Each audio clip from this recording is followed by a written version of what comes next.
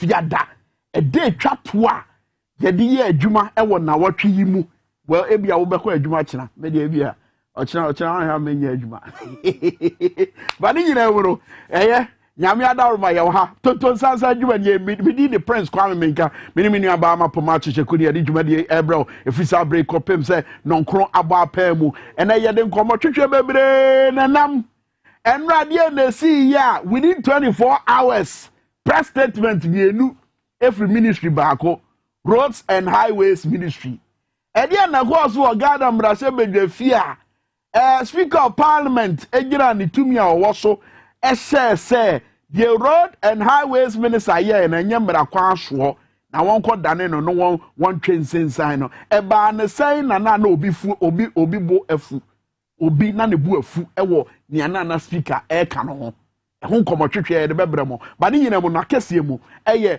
2022 budget emu nsɛm ɛto ahodo a yɛde ba bɛto Ghana foɔ so ɛne adwenkyerɛ aba sɛ ɛde tipayɛ ɔhaw ahokyerɛ ɛna ɛba bɛbrɛ Ghana foɔ no ɛnɛ yɛbɛto yɛbɔ ase ne apaapa mu ebisebisa yɛ sɛ wɔabra ɛda aban ni so sɛ wɔpɛ sɛ ɔboaboa sika no sɛ de bɛyɛ a Ghana foɔ apɛdeɛ no wɔbɛtumi ayɔ no aden tina amanfoɔ dodoɔ na adwene sɛ ɛkwan na wɔfa so no ɛde ɔhaw ɛbɛba after all sɛ yɛn nyinaa yɛ pempuntuo eti sɛ aban ɛsɛ wɔfa ɛtoɔ kwan so aboaboa sika no sɛ de bɛyɛ for instance sɛ levy say wɔse saa fotoɔ no ɔboaboa no a ɛbɛboa ma mabunu no ɛtimenya ɛyɛ bese ahodo atimi abiebie omunyuma aden tina amanfoɔ dwen sɛ ɛyɛ ahokyerɛ na aban no ɛde ba ne nyinaa yɛ nkɔmɔ a yɛbɛdi ne nano pɛi afei so yɛbɛwura ɛyɛ nkɔmɔtwetwe bi a yɛtaidie na nso yɛntan fa yɛni ɛndi akyi na ɛyɛ asɛmhia a ɛno nso bɛtumi aboa na ne sika pii aba ɔman yi mu yɛmeamea ahodo a yɛtan kɔsra yɛkɔnsrahwɛ a ɛyɛ ne yɛtan kɔhwɛ ɛboa me yɛhunu ɔman Ghana yɛba kwasɛm titiri baabi a yɛfiri ne baabi a yɛabɛduru ɛne gya a yɛgyigya ɛde asi nwura ma yɛnyɛ ho hwee na ɛnɛ ɛkamea yɛ sɛ wɔn a kurom ha wɔn a ɔman yi mu mpo no wɔn ani gye ho anaasɛ biribi mpusu wɔn mpo so wɔn bɛkɔ akɔ saa mmeammea no akɔ nsrahwɛ ama poma kyekyeku wɔde saa nkɔmɔ no bɛba ama bɔ yɛ mu kakra maakye yeah September boss me da na to so aduo baako na Kwame Nkrumah be yedi nkomo bi wo ha hwe se de mmeammea hodo a ye ka ho asem yesi edi honi ene se de yesi ehwe ho so na asefem se de ne ho tebiare sitie ye de ne so akobo ba bi fofo aka ho ntisi akwa emienu na megidi se enye saa mmea emienu nko a mmeammea bebe ho no honom ya kwansra bia betumi di sika bre o mayi na so kwan ya ye fa so a ye saa bia no ensem fata enti eno ho nkomodie na no pe be de behwe saa mmeammea na fe ne wo mo a eba tourism ne ade o mo tiase e de ho nkomo no mo so adwe ncha o wone ne ye betumi aye kwa anim se de be ya saa me ya ne betumi aye kama no ye to ho na am wonderful that's my show sir but question is say when was the last time abusuafo wo call baby to say Boti Falls and afezo Kintampo Falls what was the last time I wo call be able to say Kakum National Park and now for President time fear monkey sanctuary yes win him ho o bisabio win him ho wo see you monkey sanctuary etiene and you go to the say ya de be no na e be de jaso ye de bebere mu nkuransensem beba agodie mu nsem tuatua sanso na kaise mfonyi kase so ye begina ensem ahodo a yaboaboa no wo nko wankrata ni mu ene nia yankasa yaboaboa no se kase wo Power 97.9 any Tvxyz ni ato apete se do be ya obehunu ni ekoso ewo oman Ghana eti so aye krado amenso aye krado na ye fiada Prince Kwame Minkanye and afei so amapoma tonton sansan ye brum tonton sansan guarantee more fire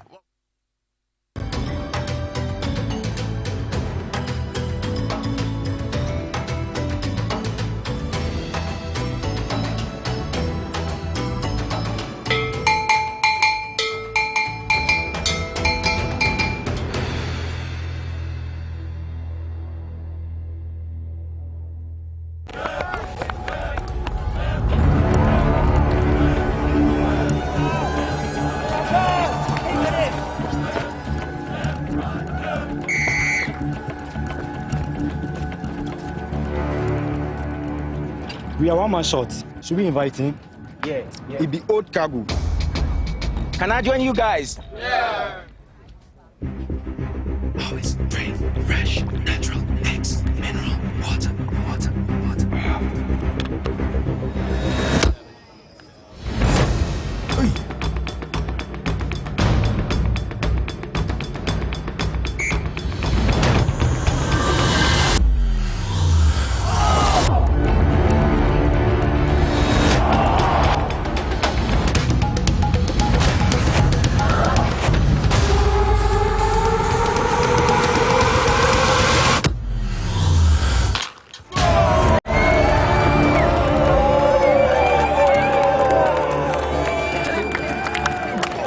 You still got it. Always keep hydrated naturally. That's my secret.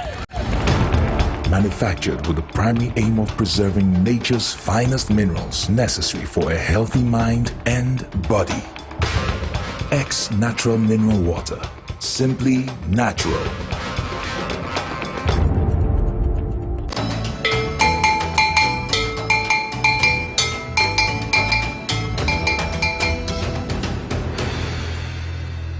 Yenim somebody at your Facebook, ewo Tvxyz Ghana Facebook, and come to share the corner across Tvxyz Ghana, ewo Twitter, so hashtag near Tonton Sansan, what XYZ broadcasting, ewo YouTube, so more butua, more share than and I feel somebody at our Ghana web. Kai say, what didn't you know, the new crisis or they come here, WhatsApp line or any display or screen, so me and Tonka, tick through our 2022 budget, a moon sem, a 2 year there 2 years so, ne. Eto ya na no ye pia de beto ye so a beka nya ewo ho dada no question ne say ekwan ya ye twa say ye boa ne ya boa boa sika no dia mo man Ghana say be ya Ghana fo apede no aban yi betima ye no eye sa kwan ya so na be boa ana ede na akoba ama amanfo twetwe na amanfo bu afu sa aban sa de to to Ghana fo so after all ye hia sika ye betimi die tu o man ne mpon iti ade nti na amanfo asi sa agina no and also you see what Ghana Brasha Bedefie efa to ya Minister of Finance ekasa wie ya okasa se de enya dem obi eni kwan say drop ni bia tua to no within 24 hours press statements mienu and every Ministry of Roads and Highways press statements mienu nya ebe analyze ye bizebiza e ho say e ba ne sei and a minister no etu mampamrika e wo saa ginaye ya na osi ye no anase saa na mo ya wotu ye no etiene bibia ni wa e wasa titireo esi kwan so any kwan so beche wadwe WhatsApp line no and the dash screen no so CIT send a message no my CC niente onka te se de mumudodo na aye asempa kwa me Peter wo share wo Facebook say wa comfort broni no me na me de account wo say good morning me share live every Kumasi and afen so kwa kule I say good morning family, may God bless you for the good job you're doing watching live from Milan in Italy. I love you all. Rebiero Felix Josiah also say good morning. Also wait to have the count. Now roll call no ye ba yet me abodi. But you say un cry. Many am up matches you ye ba be say un cry na face so also wabra wo share no. Ye also bet me the attach be allowed the day. Would the attach or WhatsApp any Facebook show. He? Daddy day nama. He na ye tie catch e say ye pensisa ye pensakra ye e wo ya bra bubu. Na minyaya tibie ya mi womi anka emu apagya adane anka minyaya anka menya sika wo mi botom anka minyaya dibre ya mikura e wo adwuma mu ya promote mi amma be ye nipa titiriu anka minyaya se dia manfo si hunu me e wo abrabom no anka asesa ba question ne se poma enye se bi amanisa wo question ne se wadwene na nkuta wo de nante e wo wiase no wasesa no said you will see your woman down the day, you know, what was I won't say. I didn't know, may yes, I no man down the day, you know, then so results now, may she channel, eh, my pediano. Minya. Sabia, there be a woofer, a year trot, every osu. Now what the Anantia could do Lejokuku, quite now, what fast so they call Lejokuku constituencies, are quite now, and there be our fast and the coffee. Meanwhile, we expect to say, Obaka could do fee. Within the shortest possible time. But there be as a quite now faso. One faso so there be a traffic here muna widi. Na no wadam for biti ya na so ka say. Win ko sa wo sisa wadwene e na wo fa asa kwan we so anka e bia wo betime du fie ntem na de da wani so say wo pese wo du fie ntem no wonsa atimi aka wantie. Meaning say wo de wadwene na ta fa ko. I say afro ye woman man tell me is your toy that be able say baby a team and the team. I say one village one down. Just a team and the team and no and until come baby ah. Wo pen sakraya wo abrabom nanso wadwene no nsesaaye. Wo pese wontum pon wo abrabom enso ekomo ne se wo beye de tene se na beye mirika bi na wo pese wutuo no wo betime tuo na de esi wani so no won saka fa kona na wutim ene si ye nante da se ye to ye nsa wo de da bia sa na wo ye gelenti gei wo gina fa ko ba manfo e fa kwan foforo so e kwan hodo so tie o kwampa o nya kwambone kwan foforo so de ye papa de amanfo nyina agi atum de ye kama de ye papa wo nyankopon ani so no amanfo fefa sa kwan no so and ya achieve sa goals and answer sa priorities and sa aspiration and answer sa enisuade hunu na wo no benzo the same dreams no mo no but wo de ba bia wutima na wutim enti ko adwen no sa wo sesa edi na besi sa wo sesa wa adwen na wo sesa kwan a wo fa so ye no ma edi na besi ye de sa ha de sa na ye no o adwuma ma ha de oba adwuma ba tibia de sa na tie na say bosses no kra mo fire ho eti ye de ye timu sa madam bebe say sia sesa wa adwen sesa kwan a wo si ye no ma no. You cannot do the same things and expect the same results. I saw my Ghana. Hey, that be I sorry, you piatro. You piatro, we are now. O man, penny for the catcher say, I did about Tono, you did about Tono, so Edia Cobosia, you had the young puntu numan so Timamu. And fear 9 swan, that's uncle for ya, some Bejina Yadim. Apayacho akan sem de ye gu yasum se ye nto aba omo bosi ye di o machini asa akoto ama ya na eye dudu bi no de ye ya na no ye nsesa ya adwene ya ye gusu ye no ya ye nda no a ye pese ya achieve different results no eno an ye ama sabi so so a yenko kwa me dodo no ana waka no enti atuza ye be si adwene pi wo niema hodo a ye pese yenya e wa abrabo mu ho na ye tu ho na mo no ba bi ebetimu ana ebetimu obu a wakwa aba still a wakwa okotwa no ho a no wasa aba besi because onye na adwene say comfort zone na wote no office ho no mo de ho na ye mame no obe move a step from baby wote no e dia konanim na da bia nso ye wadwene say ha na ye mame nti he ya na wo se metra da bia betra ABC mu sa nkrofo ko manimu a enti e wo se nya adwene sa kira say ye den a ye beduru ho but kwan be ne ye fa so a ye duru ho obu ho no mo akwan no e da nanim but ono fa ne say straight e kwan no en na ye papa nti no an obefa so be ho anso no okobi a no oba besi ne chi no but ebi kwan foforo bi da baby enye kwan papa enye meka se enye kwan papa enye se eye enye no na di bo aha oti ase kwan ni bi ho ma ye crooked but sa kwan no so na wo fa so zo a wo bedru baby a wo because nyame wo kwan wo fa so ye niema bebre wo ya brabom wanting wama ye start thinking capital to think and to take decisions decisions ni bi ho no ma wo si se agina ye na edin but e was mia ho e say there be se agina se we di mesi ama momentin sim your can sisi ye ye di nkomo ye hye ye hun kran your can sisi ye no madam because wani so ade hunu no e wo say etimi ye daye bi a wada no da bia wo beso wo so a e ma wo yam show na wo di birika bi ko dware I was so young to be show some Dimika, Aqua, no matter what I am. Basa would die so and answer when this one, no, and pursue. And my young show the enemy be I would die soon as shot. And yet I saw, and one I'm saying it be you, but die so, yes, and no adding changes be able and there I saw Obi one Masada so no it keeps coming by and I just say who the media mom say a Hannah was a me friend I didn't put a pushing the say e was why you still now say there be media margin ye e we no anam say me no anso na wo no mo a e ma yefunu ye oya e no anso na wo no mo a e ma ti ye oya sesa no nanum su foforo na hunu say wo num su foforo e beboa no e no so a wo si bue enti adwensa cha ne de ye hia pa especially said your kind as of my Ghana what na for because I answer say su yansesa adwene na so ni so ntimi nsesa na me de menye politics na me de menfa so okay adwuma mu asemi obo ha de no betumi de changes aba but adai mpapa enye mpapa adwuma especially omo ya aba adwuma enye mpapa adwuma je enye ne papa adwuma ntini de obetumi ayya ma mpuntu aba adwuma nim kra no a onye we aba dia ma mense no menye de enti ebo no wotwe wo so aba adwuma no obeba be nondu so kra obedura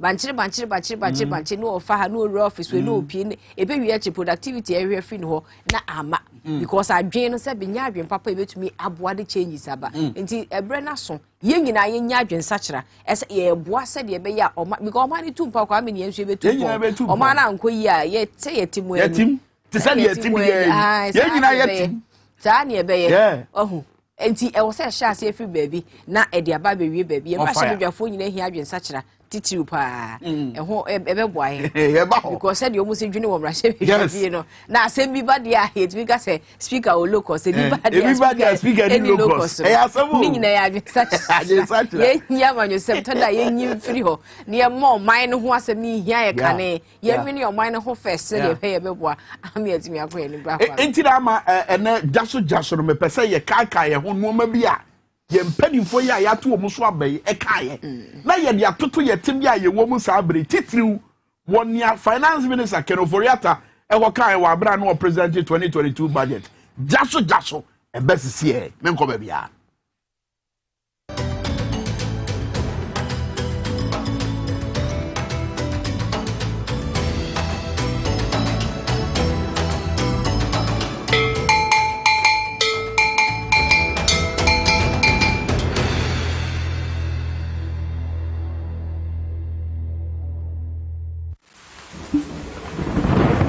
Peace of mind is very essential in your journey to success.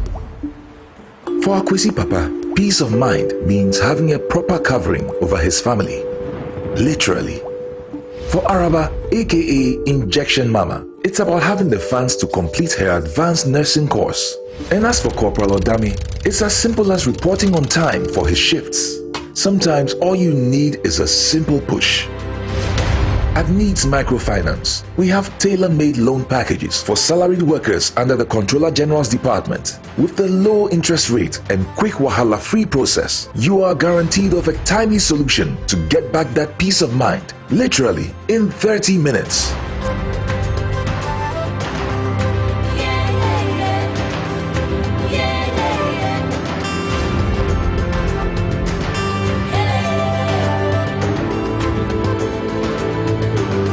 Needs Microfinance. Growing with you.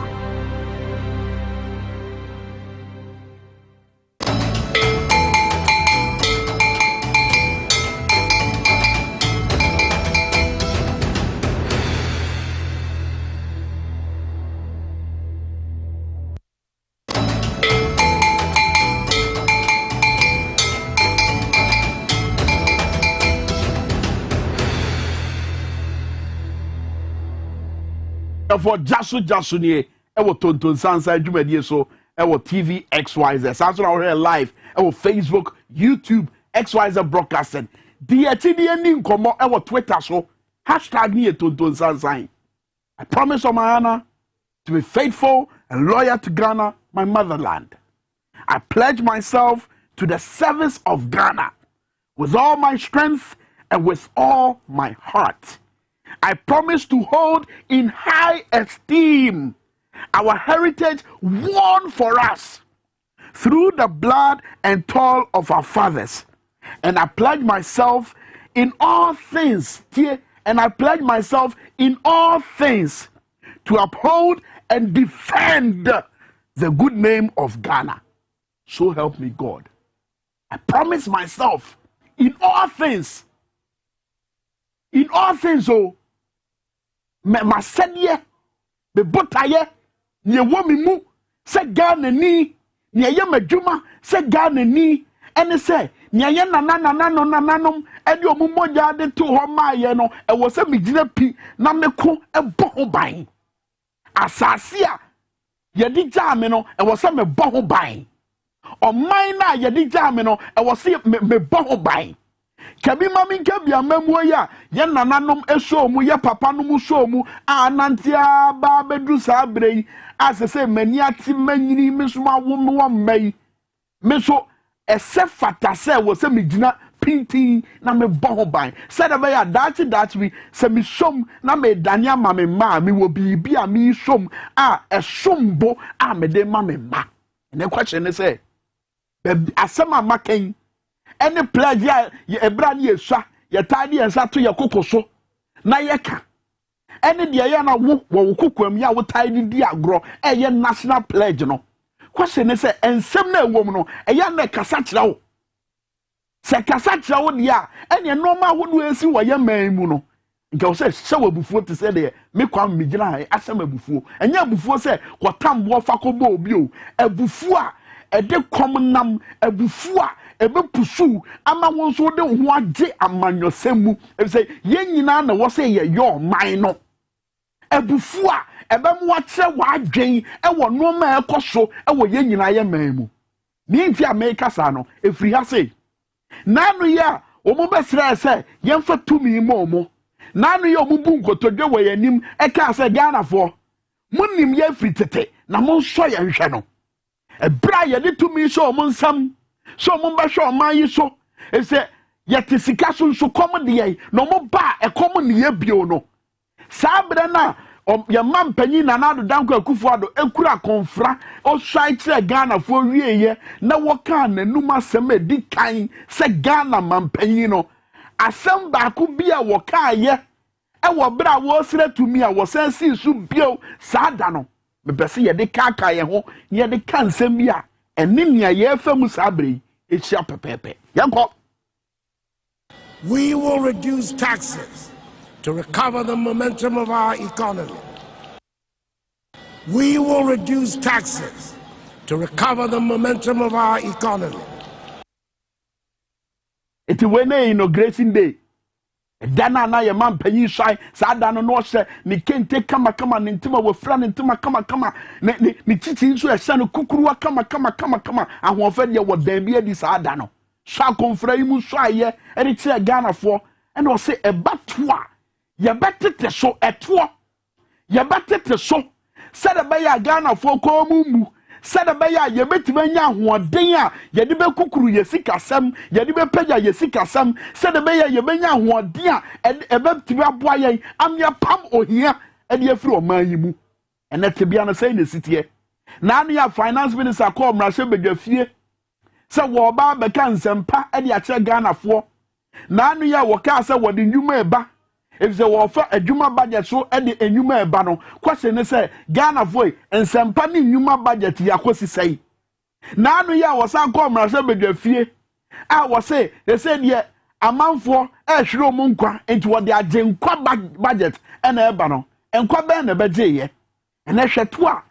Yedeba to Ghana for so a 2 would wear what that Ghana for a suunum pono yendi wujuma. Etua na dafa anwoso a enam santi fa anwo bo ya tuma ama amanfo tipa o mo no ya nya ho hwe ye nima ne se yenye bibi e be ma nkofo ani age yenye bibi e be ma nkofo abo mo nsama ma ye yenye bibi e be ma nkofo ani agurusie yenye bibi e be ma nkofo abo age ye so eno ni rotos ade ye o mo ka se ye free so na ade bi o mo ye mampa mirika bi o mo tuye so o mo di mirika so mo ba be ye bibi said be Ghana fo be ani beje no hwe bibi esi ye bransa de ye be ko sa asem no yenko na yenhwa de bi sisi ye wo ensem ahodo mo ko kan ye e wo radio stations ahodo e fa levy sa electronic levy no say to a ye de to mobile money transactions so e to a ye de to say ye kwakwa yi sika every bank e to a ye de to sika ye boga bia wo Germany e de bra ye wo Ghana eto a ye de tutututu sa no ma no so hwe se de na o ma no enko bankuro mu o ma no entimi nyepe e wo sa asem ni mu wo de ye fa tweet ne nto so na mo ha de bi sisi ye go we kojo akoto boate we ye djuma o City TV ni City FM enam se sa nkomo twetwe ne call so e wo ni radio ni TV station nti wo de beto social media say hey Charles Adubu ahe a wono no eba finance ministry ho na wodi mu akotene no was say bank transfers will not be affected by e-levy it is a what transfer sika free banker sa e-levy asem ya ye kan etuo ya ededa deda ye sika sama kuta hodie no so no bank de nka ho eti asema edubo ahenkan no ye hwe ofoforo nso de ono so kokan ono so ye deputy minister of finance ye hwe ne ono so ekokan wo radio station foforo so we ye Joy FM Kojo Yansen in a tweet was say bank transfers will be affected by the e-levy eti de engine tum aban ba ku wo nyina wo aban we mo wo nyina wo dibra kese e wo aban we mo they are all in government wo nyina ministers ba ku ye deputy minister ba ku de ende bro obi ade so Dr. John Kuma our deputy finance minister means say woni owura kenoforiata na tena se no mo twetwere eye budget no mo de beto brashe bedwafo anim e de beto Ghana fo anim wo ka Joy FM say bank transfers will be affected by e-levy. Dr. John Jinapo eno Owura Dubo ahene so kwatena City TV ni City FM say bank transfers will not be affected. Aban baako. One government to. She said your man no edi insisa we say. Ba wo kra de nya hokra na ya asem. Sa ronto na ye tumrika. Say ye jai adroba for mamu ntwa to wa bra mo fa eye to booth no. Hwe de omu ankasa former minister baako a wono nkananka second time you were also obenya post by Yamano post when you were kaye Atachia former works and housing minister was it owura mo akwate a uye mi nie dia wo kwaye no amfa kwam kra amo akwata committed error in stopping toll payments honorable Atachia no ne dia wo kan no ene me body to me pesa me this normal we nyina twa wan kasa na obebu atam me nka bibia wan kasa na wodi yakika no ma medical nyina kikasi ani afa yenka ye ho Dr. Mamadou Bawumia head of the economic management team Ghana mampanyi badi abedi eche sabra ye mampanyi na nado danko akufo woni omanyi mu no wono na ye acting president wono na edi dwuma ewo ye mampanyi anamu sabra ye mampanyi eni manyi mu a wo kwa ahomegye mu no wono na edi dwuma wono na sada na ne kinkan budget no ono boss e che mensa bonzu ka che se no wa ye busy na enso emfonyi bi asase edi ahim se no wote ne office a wo hwe budget no yes wa ye busy but no wote ne office no hwe budget no yenka ya sama wo kafa eto a ye de to mobile money so hwade we was say I don't believe mobile money should be taxed when ye yentie ne kasa na ankasa wo ko Peace FM e no ko kasa asam no yentie kasa no. Okay, say over 200 million transactions. Are we taxing mobile money because we have mobile money at Tuska? Yeah. No government revenue bill. No, the point is that you are not taxing mobile money, and it is for me my view and that we should not tax mobile money because mobile money transactions, a lot of the people who are using these transactions are very poor people. You know, someone will get sent 5 CDs on mobile money. Why would you want to tax that? Obi be send 5 CDs. Obi be send 10 CDs. And intina was all the 2 to be so. Nyamina me kai head of the economic management team ye tre budget one also can be no one na ka asem no. Ghana mampani abadi etre ba ye sika asem toto ya wo dimu akotene pa. Enti na bra no mumpre apetu bi no wotai kasafa ye sika sam ho no wotai kasafa bosi ayebo eto ahodo ededa Ghana fo so a wo kan bi se ebi kura de eye nsemhunu to eye nkwase asam to eye to a eso ni mfaso na ban no e de how kese e to Ghana fo so ye mampani abadi akira as far back as 2008 and as 2012 asam na making wo kan say na no ma boa ye din wo krom what to be far a year calculator see ye percentage wise said your normal boys here day and then one na kasa asem yo na anu ye wo kwotera ko Peace FM so wo kasa asem yi say mobile money enya ade a wo se ye de to so mobile money transaction enya ade a wo se ye de to ekoto so said be ya e de aho kire beba ba hwade bi owura Sam George kan ye wo abra finance minister edi asem we kwatu dwa wo mrase bedwafie say wonne amanfo a wo mo ye adwuma in the telco so no woni obi ankotena se anwene ho o manfa anko adwindwini mu Oma modwa anje adwenkyerɛ. Oma nsusu ankari o. Omu fiti ya no mokoi. Sam George ni gina ya wesi no. Anasa na adwenkyerɛ a wakyerɛ no. Say, let me state for the records that the government has not engaged any of the service providers in the telecom space on how the draconian digital tax would be implemented. Ekwaya yebesi mafaso na tuo no. Yede ato amanfo so no. Omuntina ase nwenwen ho.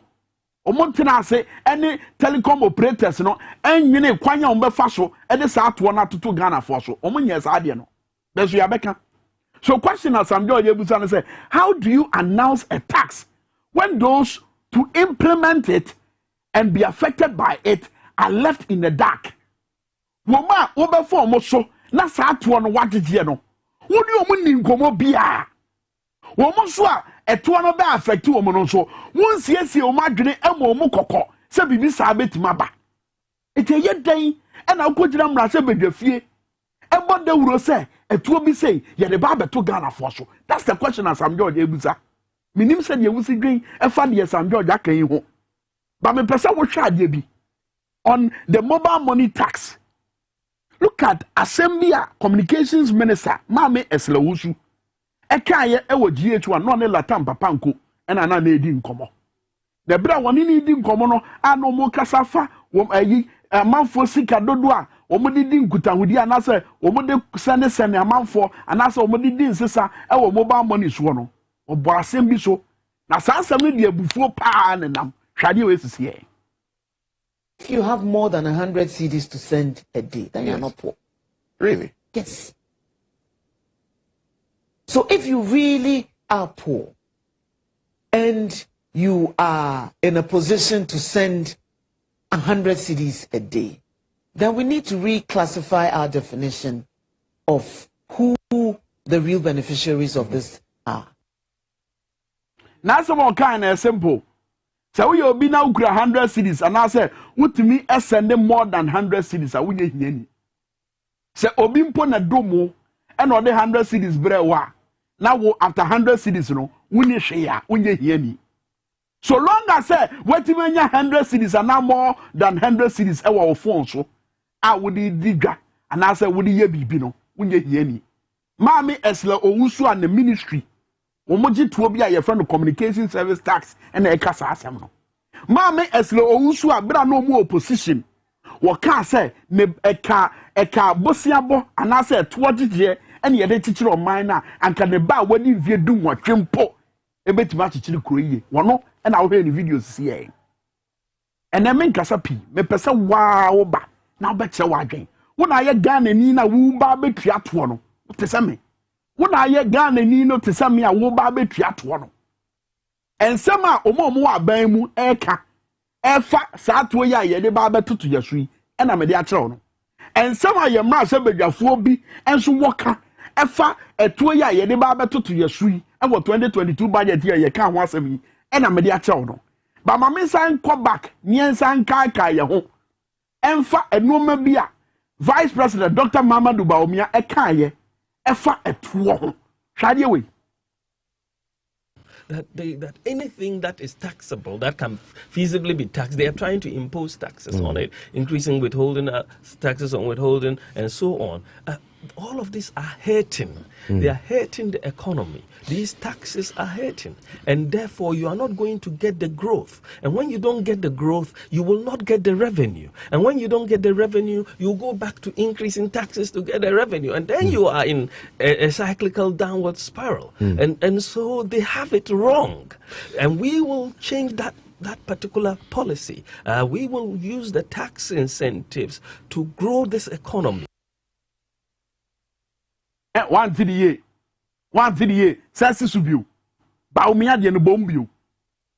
That anything that is taxable that can feasibly be taxed, they are trying to impose taxes on it, increasing withholding taxes on withholding and so on.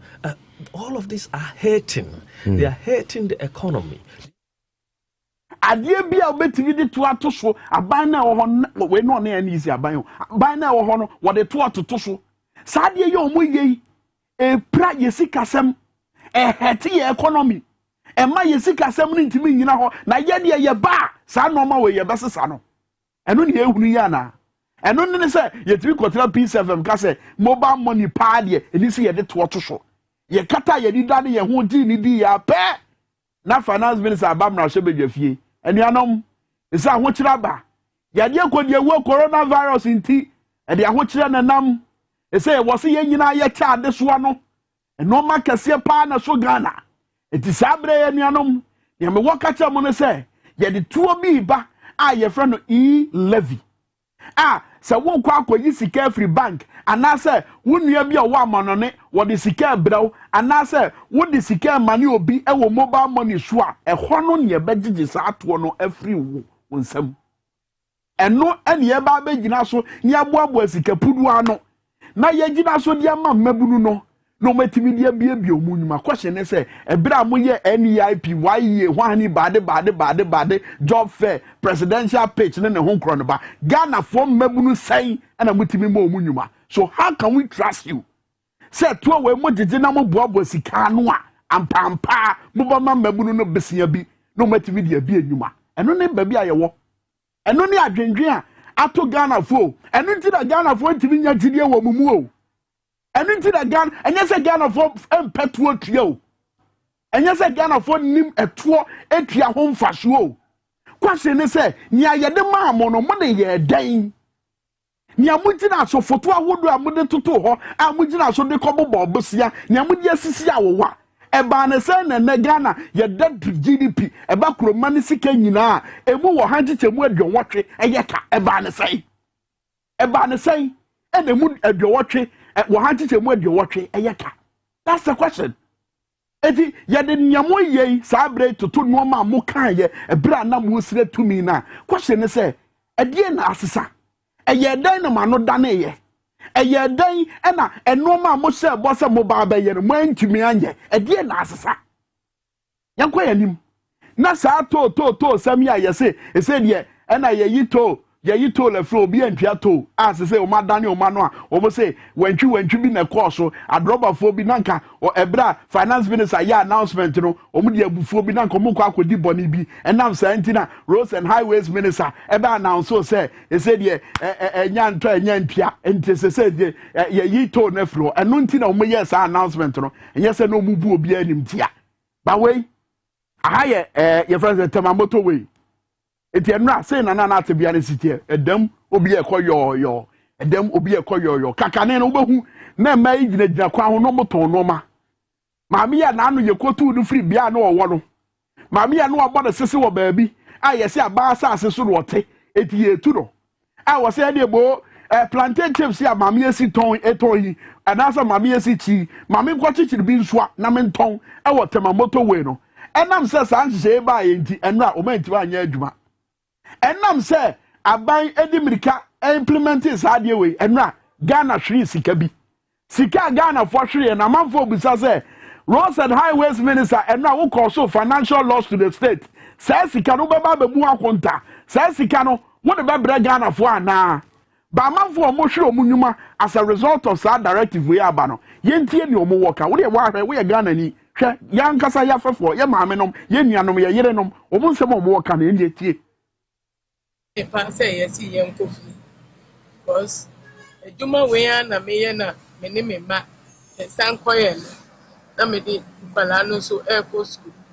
Major has a say a cram, a man or moon coast school. Me wa mammy, you know. I say Juma ye gui, me nim Juma Kura Mekwa Koye. Ketiansu yentia a cancer and a meka semi quaco ye Juma. Bet me dia here in Balano. Did see a me economy got refugee. Miniske bia so wo me ho meka se me di koye adwuma bi sesi ya a meti hoi me me ni TV kura wo a meti news no se yesi adwuma no maye me bi ntia no pa we mi be tre adwuma mu hantana meti se adwuma no maye me bi o bi die ha be pa te me na ku gwa do chew se bibi wo be ye adwuma na maye na so be pe adwuma maye ya but the joy no page you must be my a higher good by me 3 years yeah but the job yeah be worker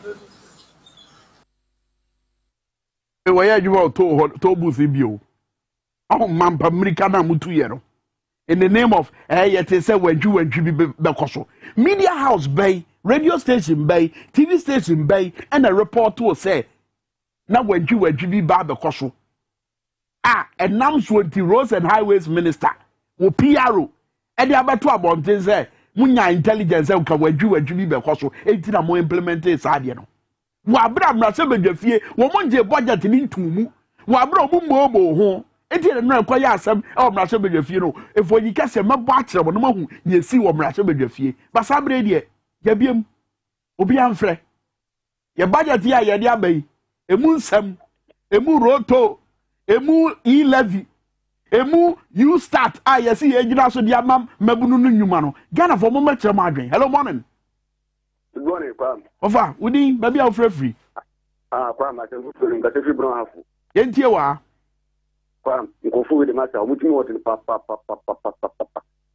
We what about Baba and confer in 94. No junk for it. About Baba, the car bar, a woman can down for you.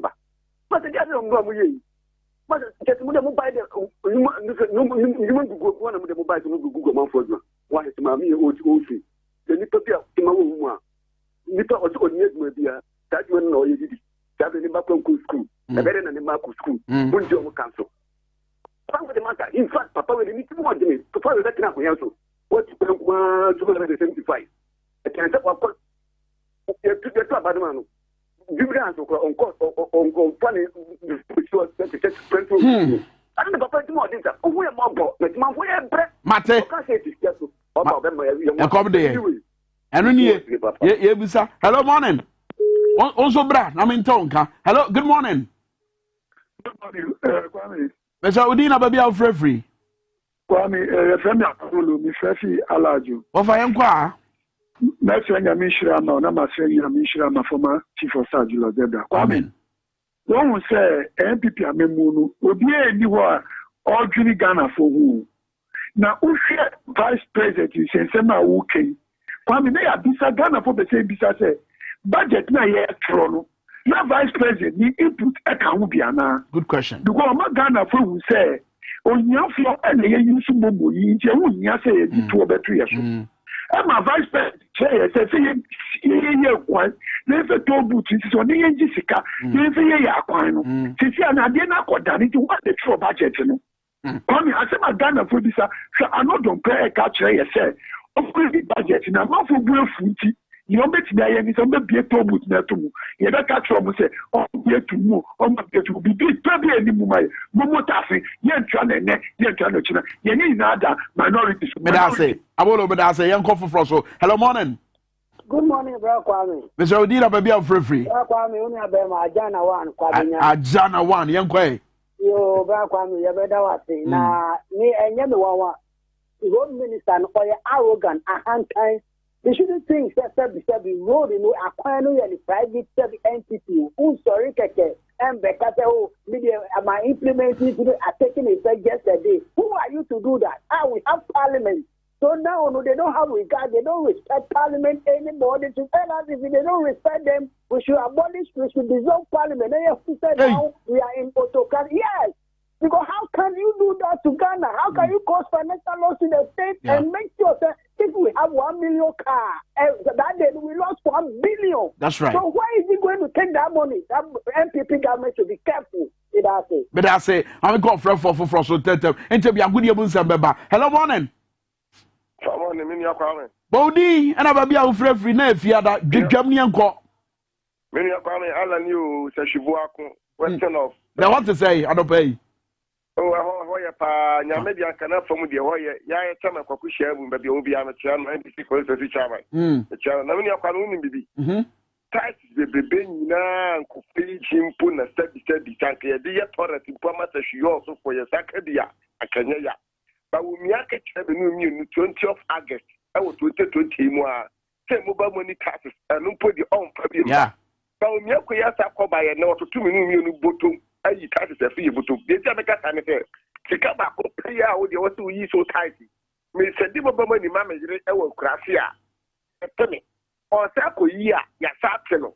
Impo no so sa tende mu bi a sika ba ko na ya sa te. Nyan sampe na se bi te de owe mu. Ye mi sa na nando ene Dr. Baumia say onye ọmụ na ọmụsọ ọmụ ya lawyer and doctor said you be your lawyer and can said the word will be kakra me ko ya lawyer o ya president we see the na agent the na me be afa me say what the men ko eno the assumption and men kasa me say mamon kasa sa hello morning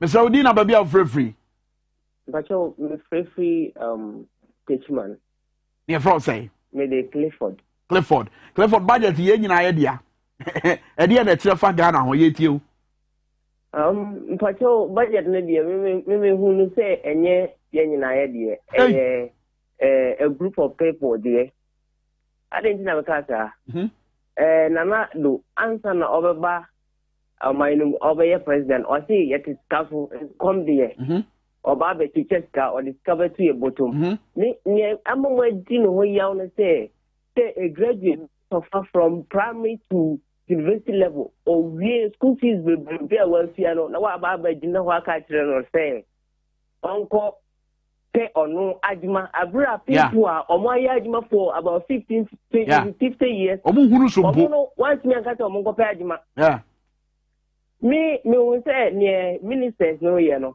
the leader of the business committee in parliament ocean the ministers now only serious because other countries a minister ain't even consider this kind of financial loss to the state and a whole majority leader will be defending such a person.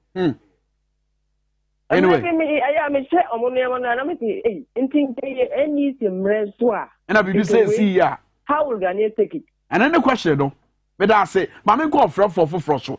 Na men nenen kasa nafe Roger said he will see warm up or touchline on what you say na dey jaso pa face 3 there baro. Hello morning. Hello, good morning. Me say we na ba bia free. Me di no me kase Kumasi SU ya. Ha, yetie o. Tvxyz ya dama. Enso ya da say. Onyi jam ne no kreka mo kan wo mai mo tinki nya mo ti so just 3 kra amu makano kwese de mu kan wo mai to be frank in Ghana be na yeni an kasa no ase enioma bi wo ha you see na ye man to be frank obe ka sem bi treye na ya fan tuiti o ka treye se wo mo de obe ni wi ase ho treye dia ho treye no unko bi mu da na nipa kasa se bi trewa kwan de na obe fa so a obe hwe na bushia na ne mai fo ma long to see pa kay adwuma ne yeyo seni ye hu tiri ye o mai wi mu enye trade ampo nyankopon a ye de ye ho atom so a to be frank it dey feel o mai etiesrem mo modern na mo nka no kwesi ya na mo hwese mu media stations na aka no so mo be kwata ye na mo waka no kwesi me da say pa eti yatimu nyina mo nka Raf one more time the Nanado Danko Akufo-Addo kan on inauguration day. Effort to one. Obebo ansa ye the abere. But last call and hello morning. Yeah, good morning, boss. Mr. Udina baby of free. I frame it did you kasa Kumasi. All right, didn't you? Pata me kasa katafa 11 no. Ko yet you? Pacho 11 asa ni padodo na ni wo se ase uko ya yebetio ana uko ye we sebetio nyesa nkutio. 11 is also part of the auto air time. That's 1.75. Auto data, yebetio. Me send ya mama berwano, yebetino. Onu kuchi, yebetino. For all these protests in this transaction, yebetino 1.5, 1.75, 1.75. Aside there, for yepampo two sides. So meaning from Kumasi, the whole around Ghana, all two sectors, those working on the street. Wumpa juma mai woso wakurusu to boot kofi yenkudide edi juma na wabia to for omo wi school ya yetiti fie for so many years so enya juma ye we are working on our own but what are the tumze yenkofi o betete akupie ajuma di amai edi juma na odi ko bi amai no question no me da say pass out to be friend me da say ye fancy me da say me mre ni ti eti me dwane akono asan ba no na agudie mu nsem aba no his excellency Nanado Danko Akufo-Addo edi kan a wo sai kire ye no o ka asem wei nana We will reduce taxes to recover the momentum of our economy. We will reduce taxes to recover the momentum of our economy.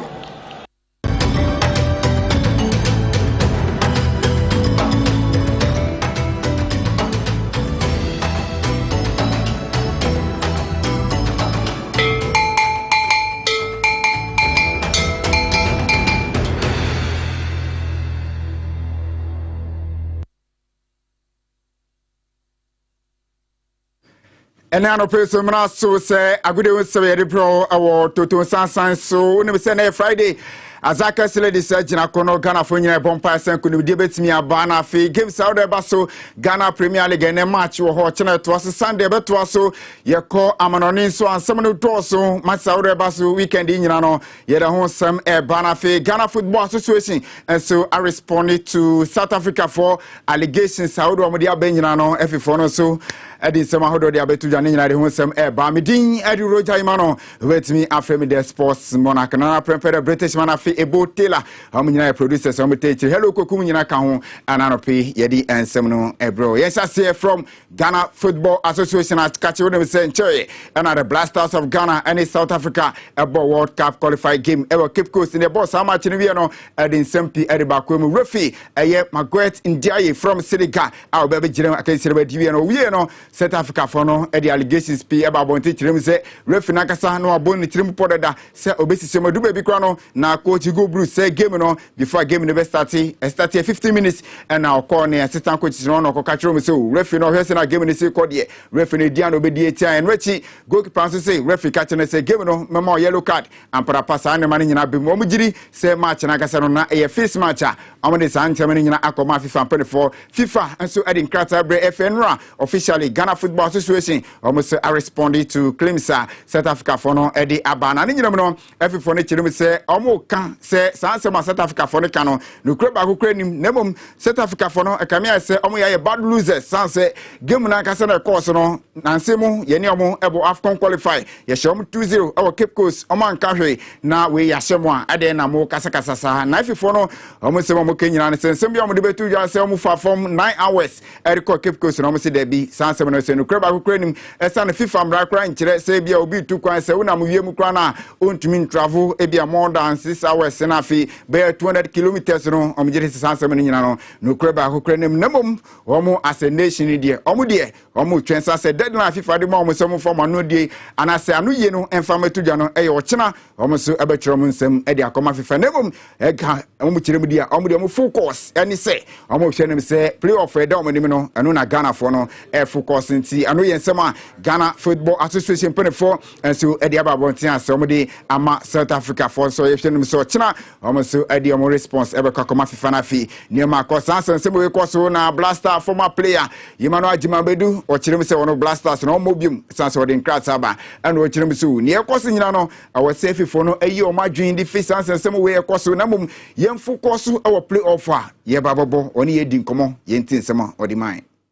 But my first idea and distracted team no protest FIFA CAF and the referees them. Yeah, they concentrate on African CAF so now you're more players in place no. If Prebiama now you know more back now 40 years now you need to CAF no. You need to try and say you travel to Maka. I think that is the most important thing right now. Say you guys World Cup qualifiers so they are concentrating on African CAF no. Anu yes my brother Imana Jimabedu editu ya bisa no say o yes na Mexico teams ben and officer we comfortable say bia Ghana eni omo boa nka wo no wani beje ho. The one prepare here we see team now team dey ho ana eni ho a obegu wani ma se.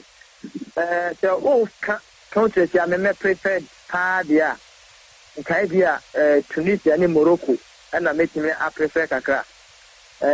Sanka umudi Nigeria kwa aka ho a ranka at least my but o jeda in Senegal no ya match mo betimi aha aye e ma ye kakra enti ka teams ya me prefer no but say o di kind plot na o ma ba o kwa ko ye ni e benya bia no ye be fa ne sa but ye ni say ye prepare very well ye in all I say be prepare ye no emre ni nyandro ye because match and ye be bo match next year ne sa ade ne be ba 20 right now for 1 month there and we concentrating say it is African Cup there and no which Obianim say me ma try AFCON there 5 times 99 GB and the minimum more say community media university would focus on but I say African Cup which I think they will very difficult.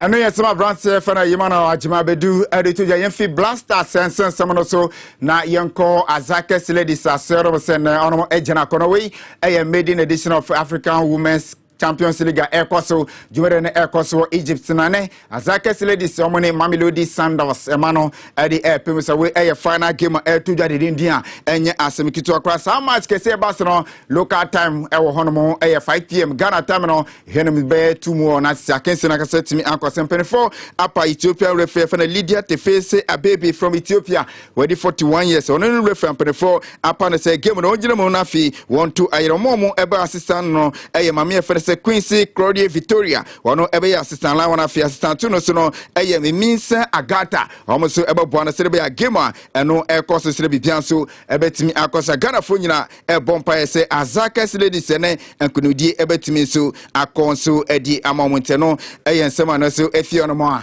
eno so aba yemfio na yenkonsemo from our women football hu sensema no na ebe toja sepono se maiden edition eno aya na 17 eye Premier League Super Cup ampene for the Fan man afemenra and sa official lunch no timi course na penefo e dia tuja se jumede na kasa no e dia e be hyase 25th ekopin 5th December and penefo chiri se e betimi akoso e betuja e woye e Medina Astrotef no so and penefo chiri se jumede na kasa so e betimi akoso na mo no so se committee penefo atino nipa dodo e hwe no se bibian so e betimi akwe na oru akati okreku e FA president enra ono akasa akopiem jumede na si yentin se market e di etuja tournament aimed at giving selected women clubs in the country the opportunity to test their readiness for the upcoming Premier League season.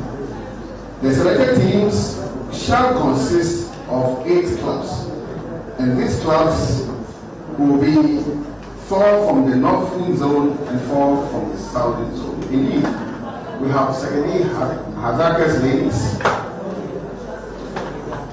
who are in the grand finale of the first ever CAF Women Champions League, which have the throne Women Premier League is or has become.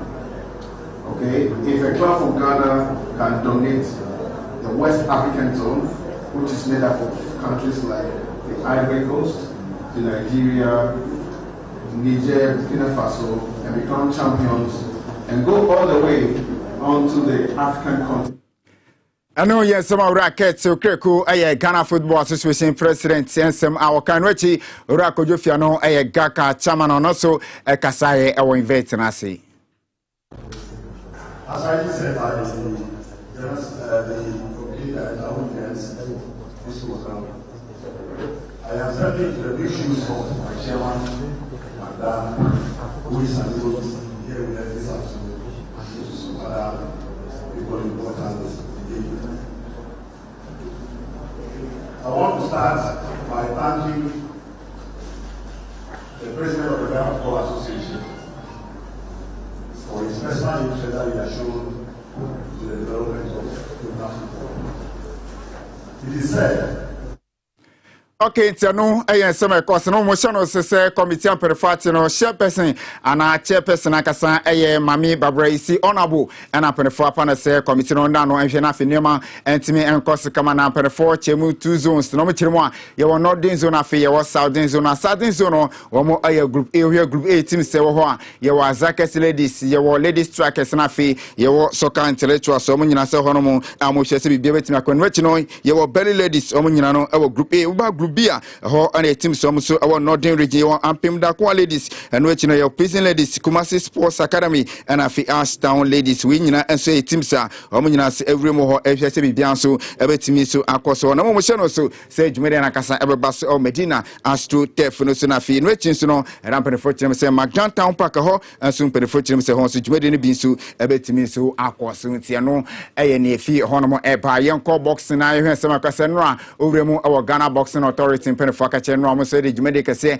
Aris in us, Omo Lanchi, Omo Castle, Ombe Sudia, Jumanuchi, Omo official website, and also Omo Lanchi and Afino, and Penifoy and share edit title who fonsi dia ba, and also somebody who has said, Via Vetimia, Costa Kama now Penia, Yefan Abraham Nikwe, Univisono, a GBA president, Ekasai, Yentino.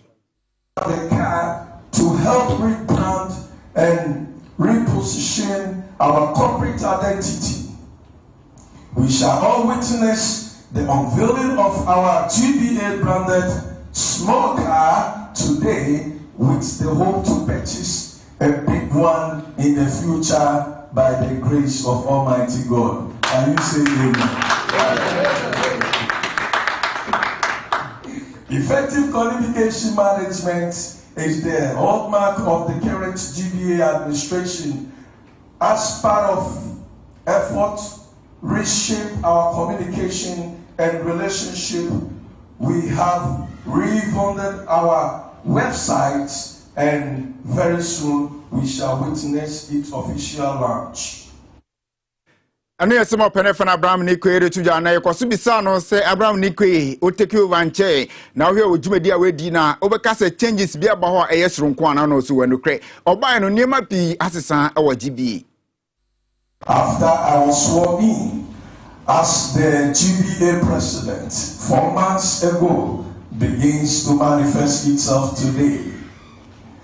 I thank all of you for coming to grace such an important event where we look forward to kill 3 birds with 1 stone, as Amilante stated.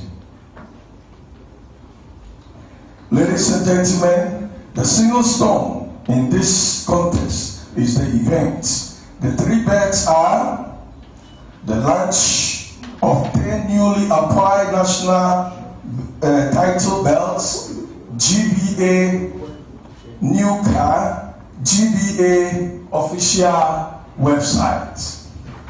You will agree with me that these 3 critical components are very essential in the realization of our vision and purpose for pro boxing in Ghana. Quite remember in one of my post-election interview when I said all stakeholders in boxing need to work tirelessly. Yes, some opinion. Abraham Nikwe, Ghana Boxing Authority, open the pansem, our to Jayanko Club News, Sante do Canra, official about me confirm say, Jamaica betting company from Betika, is so many assign contract, just 2 years contract, and as so many assign to go at me as an emotion also, send an eye upon side to just in a target in the say, a few in Quano, a bit me and $2 million, Edia Makotokwa, and no a sponsorship there or seeking so, Edia Macrobia Kumasi, as Sante to National Division 1, and also Minio Casino, so. Now chewie adwumade ne chase ne ehase o chena to aso Sunday ebesanso ato aso anoso enya asem kitu akra hwe fixtures no betimi abaso our National Division 1 pound ana eyade Young Apostles so betene fi our zone 1 afi o mo Tvxyz da pem so ana fi team afna se eye Tamale United as a betting if any was in town so they are permitting to hear fixtures now no and a tregu our screen as no yes one zone 2 so and so much no air basso na idea akachi all stars no a zone 3 4 no and no so to hear zone 2 na chicken FC and so near the biasense about bona fe summer test so any as quad deportivo at permission na Pacific Euros and so any team my friend say in Zima Kotoko at the permission we any fixtures in so our zone 2 your zone 3 honomo and akachi na all stars so ebetine fi na afi omo so edi apemusan to no we zone 3 ni die nsa no so na etwego no money match jet ebo na afi team referenta license so any Liberty Professional de apemusan afi Young Wise so betine fi asire Crystal Palace so edi apemusan afi Ankreti United and so betine fi any team ye furnace Heart of Lions so edi apemusan afi other games ni nyina se ba so will be and so betine fi ne Kwabebren United and so Vision FC and so any bobo kwa fa na Kotokuro as so edi ebesi so de India we nyina aye games hodwa ne nyina so betimi abaso so ewo eye Division 1 ye call Ghana Premier League so games no ene ebi baso chena eno so no ebeto aso de dindin kra na ne brekum Chelsea se betine finikin face and so dia premier na Fediana Stars and sitine fi ni Red Tamale United ebo Heart of team efene se Accra Lions ebetine fi na fi omo so any team ye fene se Bechem United so ade be pem so we any games no nyina so baso chena to aso na fi Sunday nyina so games no nyina so beto so here screen so a ni nyina nyina so na etwegu so enso ewo honom ntia no eye games a eba so wo Ghana Premier League no mu ayre hu sensem so edi emati fo yen ko nsemo from ye kwam no ne okay abranti a se na wo sia kan ma ayas se wo sia kan ma Spartak Moscow abranti no ababetu just abranti for the Queen's Promise na abetu just no akase ne cousin na mo ye party bi ewo fie last year na say we ni ne ko buy na say abranti ko bro ne cousin as kwan of fast kwan odi ni nuan fast no na enya de ese efata report eba and say abranti we no wan sha obetimi so akogyew sana de okokoye no ne amon nsem yie pa no ensem na so atodwan se oromo abranti fana Frank de Jong na osia kan harima time fana ya so pimo Barcelona Ronald Koeman and the ba se ne man sha dan kosi and am sima Barca pen 4% abranti no muton plan no so peso oko and Man City for show interest na Barca for chemo 75 million pounds and yesika omo hwe nim se Man City for betimi dia ba ansa no be jan kwan se de be betimi abesia kan so e ama Man City ono mo so bobo konete no ensema no so atodwa ewo hono na onim se weekend you know major leagues ne dodo na no baso na English Premiership no eno so baso a enye asem kitu akwati we fishes na na etwegu ewo screen no so didin dia enye asem kitu akwa Leicester so ene Chelsea ene de pem so china ne baso Aston Villa so ene Brighton Hove Albion obebona fi Burnley ene Crystal Palace ebo Newcastle United and Brentford City Norwich City ne Southampton bebo Watford ne Manchester United of Hampton Wanderers abo West Ham United na Liverpool ene Arsenal ebo na sa match ne yan ntie se Thomas Day Partey ne ho atimi ato na sa match no obetimi agire mu na bibia sa kwe Sunday so Man City ebo Everton afi Tottenham ene team of Leeds United and so the ebe pemso ntie no eye Premiership no game sa odo eba so na oko German Bundesliga no so a ene game back eba so Osbeck ene Bayern Munich and so the be pemso dinindi eno eye game back no se eba so ne emre no ko enti yemfa nsem nyina nsi na yensorose na atoton sansan embeto aso awo Tvxyz so kwa menka ene team ni nyina so aye krado a omre jumere no eto aso ede amamo midin ede roja imano obetimi afremi the sports monarch na prempe ebo tela hero koko mu nyina ebo machidom ema me de jumere ni pa nyame adoma ede jora ye no nsia na fi agodo nsem yensa fa nsem emfamram makra mu nyina.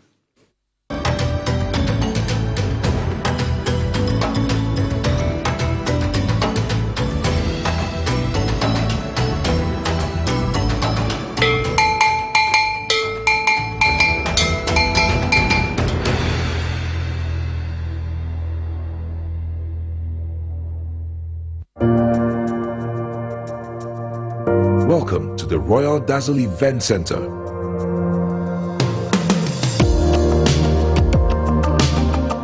With a lush and well-maintained lawn and garden, you are assured of the best serene and comfortable atmosphere to organize all your family and social events. Live the royal moments here with friends and family. The hosting capacity of 600 to 800 people makes Royal Dazzle the most versatile of places to host weddings, parties, funerals, conferences, concerts, and many more. Create your memories with us. Call us for inquiries on 055-814-8585 or 024-620-2144 or pass by and speak to any of our friendly staff. Locate us at My John, close to Zoom Lion headquarters. Royal Dazzle Event Center, creating memories. If I cry na menyisika, edia ye mefui. Ehin fa na menya bosia, edia tre medwuma yimu. Kai kra mabre, mi ye bosia ato taxi foforo. Suhum Rural Bank. Suhum Rural Bank.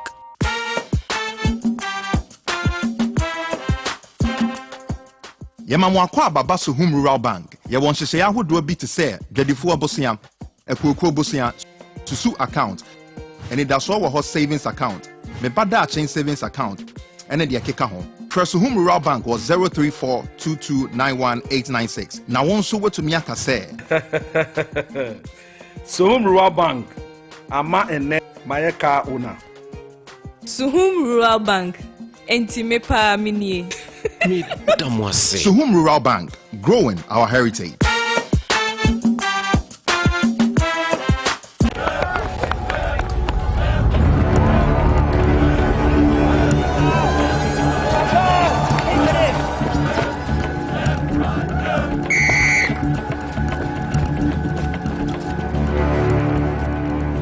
We are one man short. Should we invite him? Yeah. It be old cargo. Can I join you guys? Yeah. Always free, fresh, natural, mix, mineral, water.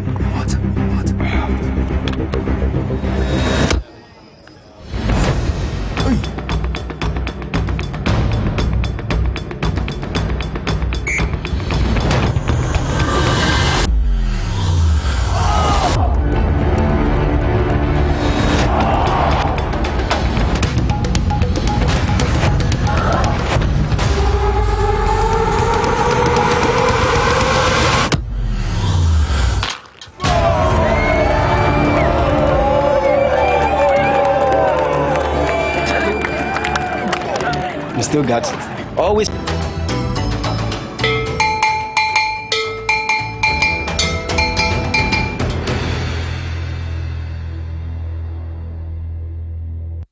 And if you had that November boss, many that also a dunkro, a boja ye, wouldn't say Rufiada said a yard, Pimpino, I cano, star, Senedi, ye be, and tea, said the formula never bebiano, Sani at the Bosso, Eddie Mountain, if you had a trasse, ya, and 7 will be now higher than wasem, a babadamo. Now a brenna so see a tram for Cassie and the children, some of the one crat out do the abano pay, and the atnasse at the wasem bedamo. Now if it here and radeba, ya, a better dress a road to who says someone homeless one year, and who says it be P. Mrashibe dwemme no so ya kwotwe ne hwa na fe esa ba ya no pe krata afoforo bi apie dwa ni nyina ho nsem ya bobo no e wo Tvxyz ta Power FM ha ya kabo mu a ye de bre wo funi kese bre so e wo edwumadie emuni yenka wo asase ho hia e de ma obia titiri ne mrante ya mosisuo ba na jadache mo konfa nkrofo ma no ma betena e ne ade ne ya na ho hia pa se obenya ba bi sa na ne popotwe bia no mabo na mote so na ejanka kra mo bo mo bra wo so a ne sa na opa asase da yi won kran manso bia na so ntokwa bia na so a woni osekwele city for ene wo se edika subom esanse wo mode aba se obeboa be mayensa ase papa ya ene beboa ma ya sesemu akoyi nti ye kanfo ostek de ma se be bia wo bia wo te ene anope ene ostek for eni enkita ho mo nsase da fie nya shy hill dodo wa se bi ne ne miamia enti uhia enkita wode keke se woni wo mo ebedie wo se wo to asase Eddie free woman 7 near chow a 200 blocks near my 10 bags of cement in so the account or car up a so swappy anybody more assassins when so one quenya or what between ostaki for Eddie saying it who do what beside be a fire station or who could do up a one be home or more at Shakwa for 0244684069 and 0266101406 and after 0240933748 numbers me and same be a free be an ostaki for so na womo ama wasase Ghana Christian University College me ma fini nkwa wie ya nsan wapre womo forms na chi kwan ene bi online ebi nso womo office wa mran hia dodo wane adenta kwantempo so ntide wo twa de bre na ene womo emedi enkita wonfa ntetiem se de be adache obetumi abekende ni mapa e wo mai e Ghana mo se resource no odi emfo ani hwe bra na beto forms no woto forms na womo abehwe nkrata ni mu na womo hwe mu wie na e wo se e ma kwan e ma abegye ntete a Befow na obabeji entity because GhanaCU.com ewo internet ne so a obetumi apply ewo ho ana akọ mo office ho so obetumi akofa forms bi ewo ho for 0204069583 and 0576533307 numbers email no bia Ghana Christian University College for number ofra wo mo ene ebeka se ne o advancing excellence in transformational leadership. And Sanya be confoni Kasiebo no na yenka wo so ye be ma wadi mfie aduasanum e de ko na odwunso ne meyi papa e toda to be dwunso mprebe se du ansa na de ache ebi okra wadwunso a wonim se wudwunso yi ekura no be hwe na emu apa mienu ananso dwunso no ase ya na drebo na timu ayo dedede ebi okra nso asebe wanya match bi so ahu na bibia set kama na wabo gumbe afi edu time wo se eniema ye yi na afi bo se alok wo se bana ye free no ho na ya na sha sienti afi wo PMP wonso so a wotwiko mu antwinkum na afi yakofa nsem bibiri na ediaba wo hia Prosta Joy drop a memedru mema no bi edi ho danse pa ese ye enti mema danse die mpa ho hwehwe Prosta Joy wo Ghana ha pharmacy chemical na herbal shops ahodo nyina mu na kwaje bi na efiada kofo ahyase ahyehye match ato ho ochine enna nadwe ya akra de ko ochina de kwasiada de 3 points ansa nadwe adaba ye medu juada afi na ubesu agu yeso na abenwi agu yeso enti per prostate joy ne nom ne se de be ya agudie ne be kama hye be for ade china ba na afi wani ma yesi de enti prostate joy ne aduro no Ghana ha pharmacy chemical shop bia benya be frɛ 0244727028 and 0244754380 numbers mi enimu bia be frɛ bia no ye be je osunya ma ho consultation said you be fa no na emfa problems bia emfa emro prostate joy osinum bia ye na be bo anso mo adwonso e Philippa brakwa me na chese ye wie ho no enye no enti eno no eni aka no aka ne ehia kyerɛw onipa Raf swate enti prostate joy na Raf Bob prostate joy ho samna ne na minim frontier so said ya no watam prostate joy edesoa wotimi soa no de ama Kofi the boy Jiabos wa the amount suffer prince. No suffer prince I will soon was a clear one. If they grab you now, he'll find a prostate joy. That will more Mabaka who will be a new so yet. Elvis William. Elvis Crystal, Elvis Williams. Elvis Day Willis. Elvis New William. Elvis New William. It told me you come with Elvis Willis. And now Willie Elvis. No, Elvis Willis. I'm brought for some young damn. Head joke. No, I didn't hear you. Hey, Asabubo. Ebubobo. No be that smile. Say go to Mampamrika. Wo be smile. Finance minister aye na de awie. Bobo ho nwe ho wo se ntawantawa bi ntawantawa bi ya akoso ntokwa ku bi ya akoso to ben ena sa de ni si obi ko ye wo so ntua to we no ye ntokwa enti no mo amode ho release ba ya mo ye se beteki effect anajo 12 am ti se de Yesu kan no ebra na mene mo wa asori dem mahume na naju de suo no mafa eyi tonto sansan ne broni when you say money ba betu ara me yakronfo mahume hey because me kind the last time in same way be ACU because the last time altercation and as a fisticuffs e course so e wo to boot Mr Dictionary e wo to boot unse after the 2016 elections that's right and nepe na me kai say Kasiebo toilet near to boots ni yama no and pe because I say in this Nancy and I say the last 5 years altercation be akoso a men kai you meet me aka say chema car running to the two boot e bi mu prepare and okay e bi afi no bi edit the TV na to an obi say anade no mo ka no mo na sa no e to boots no ho asem enra ebeto dwamra shebedwa fie wo kai say finance minister be king kan budget to ka say say the funeral call to boot no ye nya ntwa ba wonu say maybe I kan budget a e wo sem na shebedwa fie fo no obubobo ho na ye to so aba na ye gitum ansa na ade bi akoye say policy direction na say enhye bi aban person wo de to akwan bia no etima dey asase ayadwuma but this time round no dey roads and highways minister finance minister we don't she be miensa bu hono and na yehu say we issue statement na wisdom edajome e ba be kind statement na roads and highways minister issue ye no na fei ni awasa de abepe so e de kire ni enti a wo ye na nam so enti akasakasa because wo mrase be fie no eno so ye be kinkan e de achom but first yen chance free first press statement puma be say first release no a de buy no yeah Into first release no was that's right. That finance minister issue the budget no come Rashibe dream no say press releaseization of road and bridges toll collection nationwide. Now Oka say following the presentation of the 2022 budget by the Honorable Minister of Finance on behalf of His Excellency the President of the Republic of Ghana on Wednesday November 17, 2021, the Ministry of Roads and Highways hereby direct Tvxyz and the collection of road and bridges tolls at all locations nationwide. Now, this directive takes effect from 12 a.m. on Thursday, November 18, 2021. The Motor Traffic and Transport Department, MTTD, of the Ghana Police Service will be on hand to provide security at the toll collection from the effective date. Motorists are kindly advised to approach the locations with caution and observe all safety measures that will be put in place. The motoring public will be advised of further measures in due course, and is signed by Kasiebo MP and the Honorable Minister for Roads and Highways. It is a statement here on the buy and the country come away by say, why to be buying a minister ni so and implement it. If you say, yeah, that and say a kind budget, we will see a bobo home, na ya to so budget 2 months. You be a won't be a was a bind the edge, maybe a wet day, and the edge, and I'm so. Emma kasakasa because wo mka na mrashe bedwafie me so ye gigari nyinansi ani na ye ntwa samfo nyini nkyerɛw ye ba statement this time round ye minister no na nsa hye ase PRO no a ye de ade so na so no ye ono so nsa hye ase no ye be kenka acha wo de hwade we Parliament of the Republic of Ghana hwade we for roads and highways with the heading cessation of road and bridge toll collection nationwide.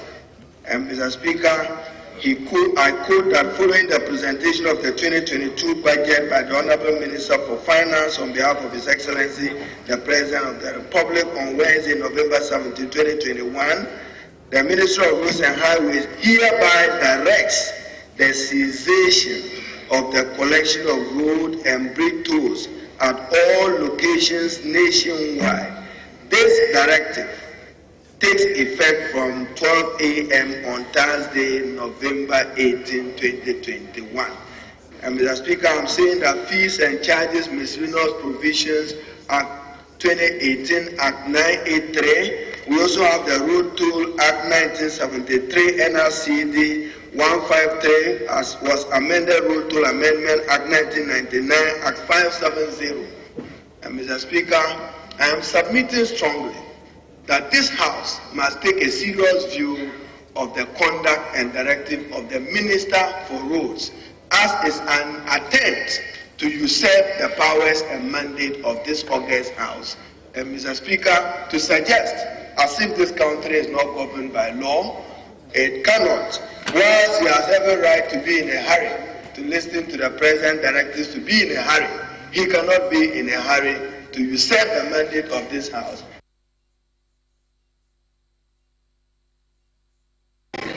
I want to know, I can see the majority leader is so agitated that I see his body gyrations. Is there something that the Speaker has wrongly stated that you want to draw his attention to?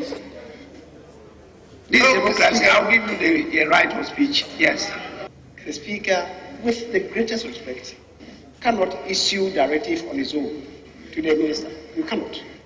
It should be a decision of the House, that the House takes exception to this. And that, because this is not a ruling. Please, a directive, can you please listen? A directive is not a ruling. A directive, as the Speaker is saying, is not a ruling. So I'm just saying that if it's a decision of the House that we want to convey to the Minister, it should be so stated. But when the Speaker says that it is my directive, Mr. Speaker, I thought, with the greatest respect, there's something wrong with it. But I'm not challenging what you are saying. If you still want it in that form, so be it. If you still want it in the form of a directive from the chair, so be it. I thought that to carry the House together, because an issue that the leader raised, and as we have related to, we believe that, yes, there is some ambiguity in what the Minister has done. And that sense from the House should be taken to him. But to say that I, the Speaker, am directing that so and so, that's the difficulty that I have. Those are policy proposals that the Minister has presented to the House. Until they are approved, nobody, and I mean nobody, has the authority to start implementing something that doesn't exist. But does that amount to a disrespect of the House? That is where I may differ. The minister, because this is not a court of law, might have misunderstood or misapplied the law. And so it's for us to draw his attention and tell him that you have no such authority. In spite of all the legal and linguistic gymnastics that have been displayed, it is very clear that what the minister sought to do, he has no such authority to do that. It's not a matter of operationalization of the law. There is no such law for him to operationalize. There is no such law. The law we have now has imposed the fees that they have been collecting. So it's being implemented. It's not like it's something you are going to now start. Can we pass a law which is being implemented and the implementing authority like the executive, they are having challenges with the law? They will not come back to the House. They can, on their own authority, decide not to implement the law. Is that what the law says? I think no. If they have any problem with the implementation of the law, then they have to come back to this House. Because we don't just sit down and pass the laws. We consult the people who elected us to represent them here. That is why committees invite memoranda and invite people to appear before the committee. And so the executive cannot just on their own suspend the implementation of a law without coming back to the House. That is not democracy. That will be one-man rule. And so I want to clearly direct that what the minister has released is complete brutal fulming. It means it's an empty boast. It has no effect. And therefore, I call on him to honorably withdraw that directive. Failure to do so will be a serious breach of the directive of the Speaker. And that will amount to contempt of Parliament. It's one of Roads and Highways Minister say when ye one train near Waye and no answer and saying, Obetma face contempt of Parliament. Meaning say, Wabum Rasha be the fee and Mutia. And only in some Hodwana, yes, Speaker of Parliament or Ra Alban Bagman Walker. But in the past 24 hours, no, Roads and Highways Ministry a issue statement. What church and woman Yentia Omutu Sana Mono. Nadia Nensa Esha na say, Public Affairs Unit. And so a Public Affairs Unit.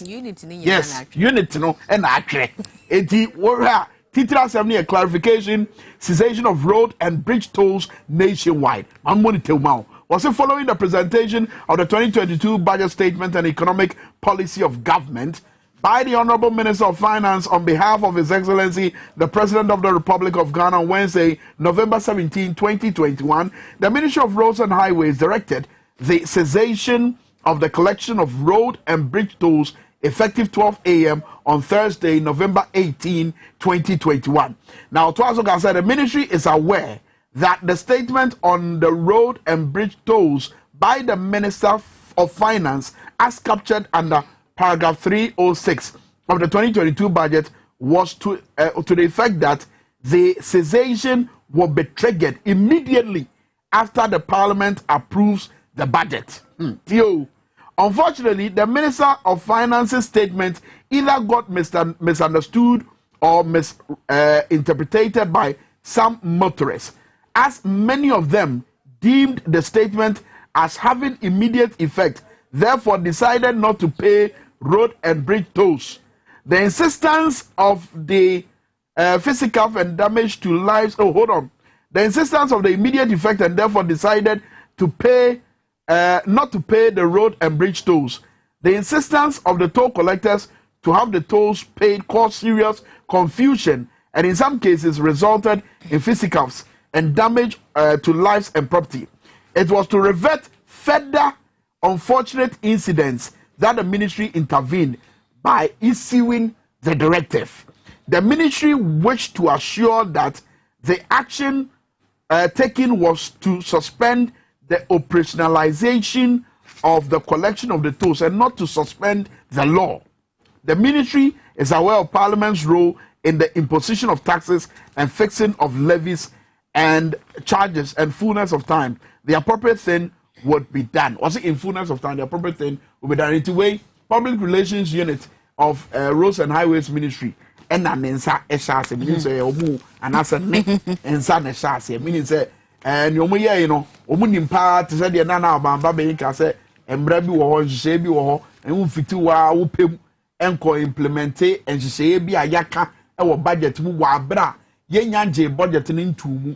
Now where there was in Yanti a ban and say na Oma Omoye adroba for ne Omomutai Etriator, but Omote say finance minister say Tony Yan Tribune any DNA a buffo kwaso no muko rewura toes no gaze and the Yan Tribune say finance minister Nyaka. Question is a him for aside you see here no statement no amom yamia potia sa normal way e see here but waka say bibi sa e kwaso and I walk also aka say we ne nche say emra no a ejina ho say ye betimi dia gigi toes no and na omo ekodi huduma but kwan a ye fa so emma emra ne ye adwuma no and omo twe esensen na wabra ye kwayanim no omba ye hu bibi gidio maka no no amen bra kwa mi what's it wisdom head that is real no because if the statement is anything to go by minister no say and even on the I think the third paragraph no or our statement nimu say the road tollization will take effect after the budget has been approved. That's right. So what was the business in you going to issue directive say obi say own to because what say because ordinarily no obianim say budget you could read here it doesn't take effect from there.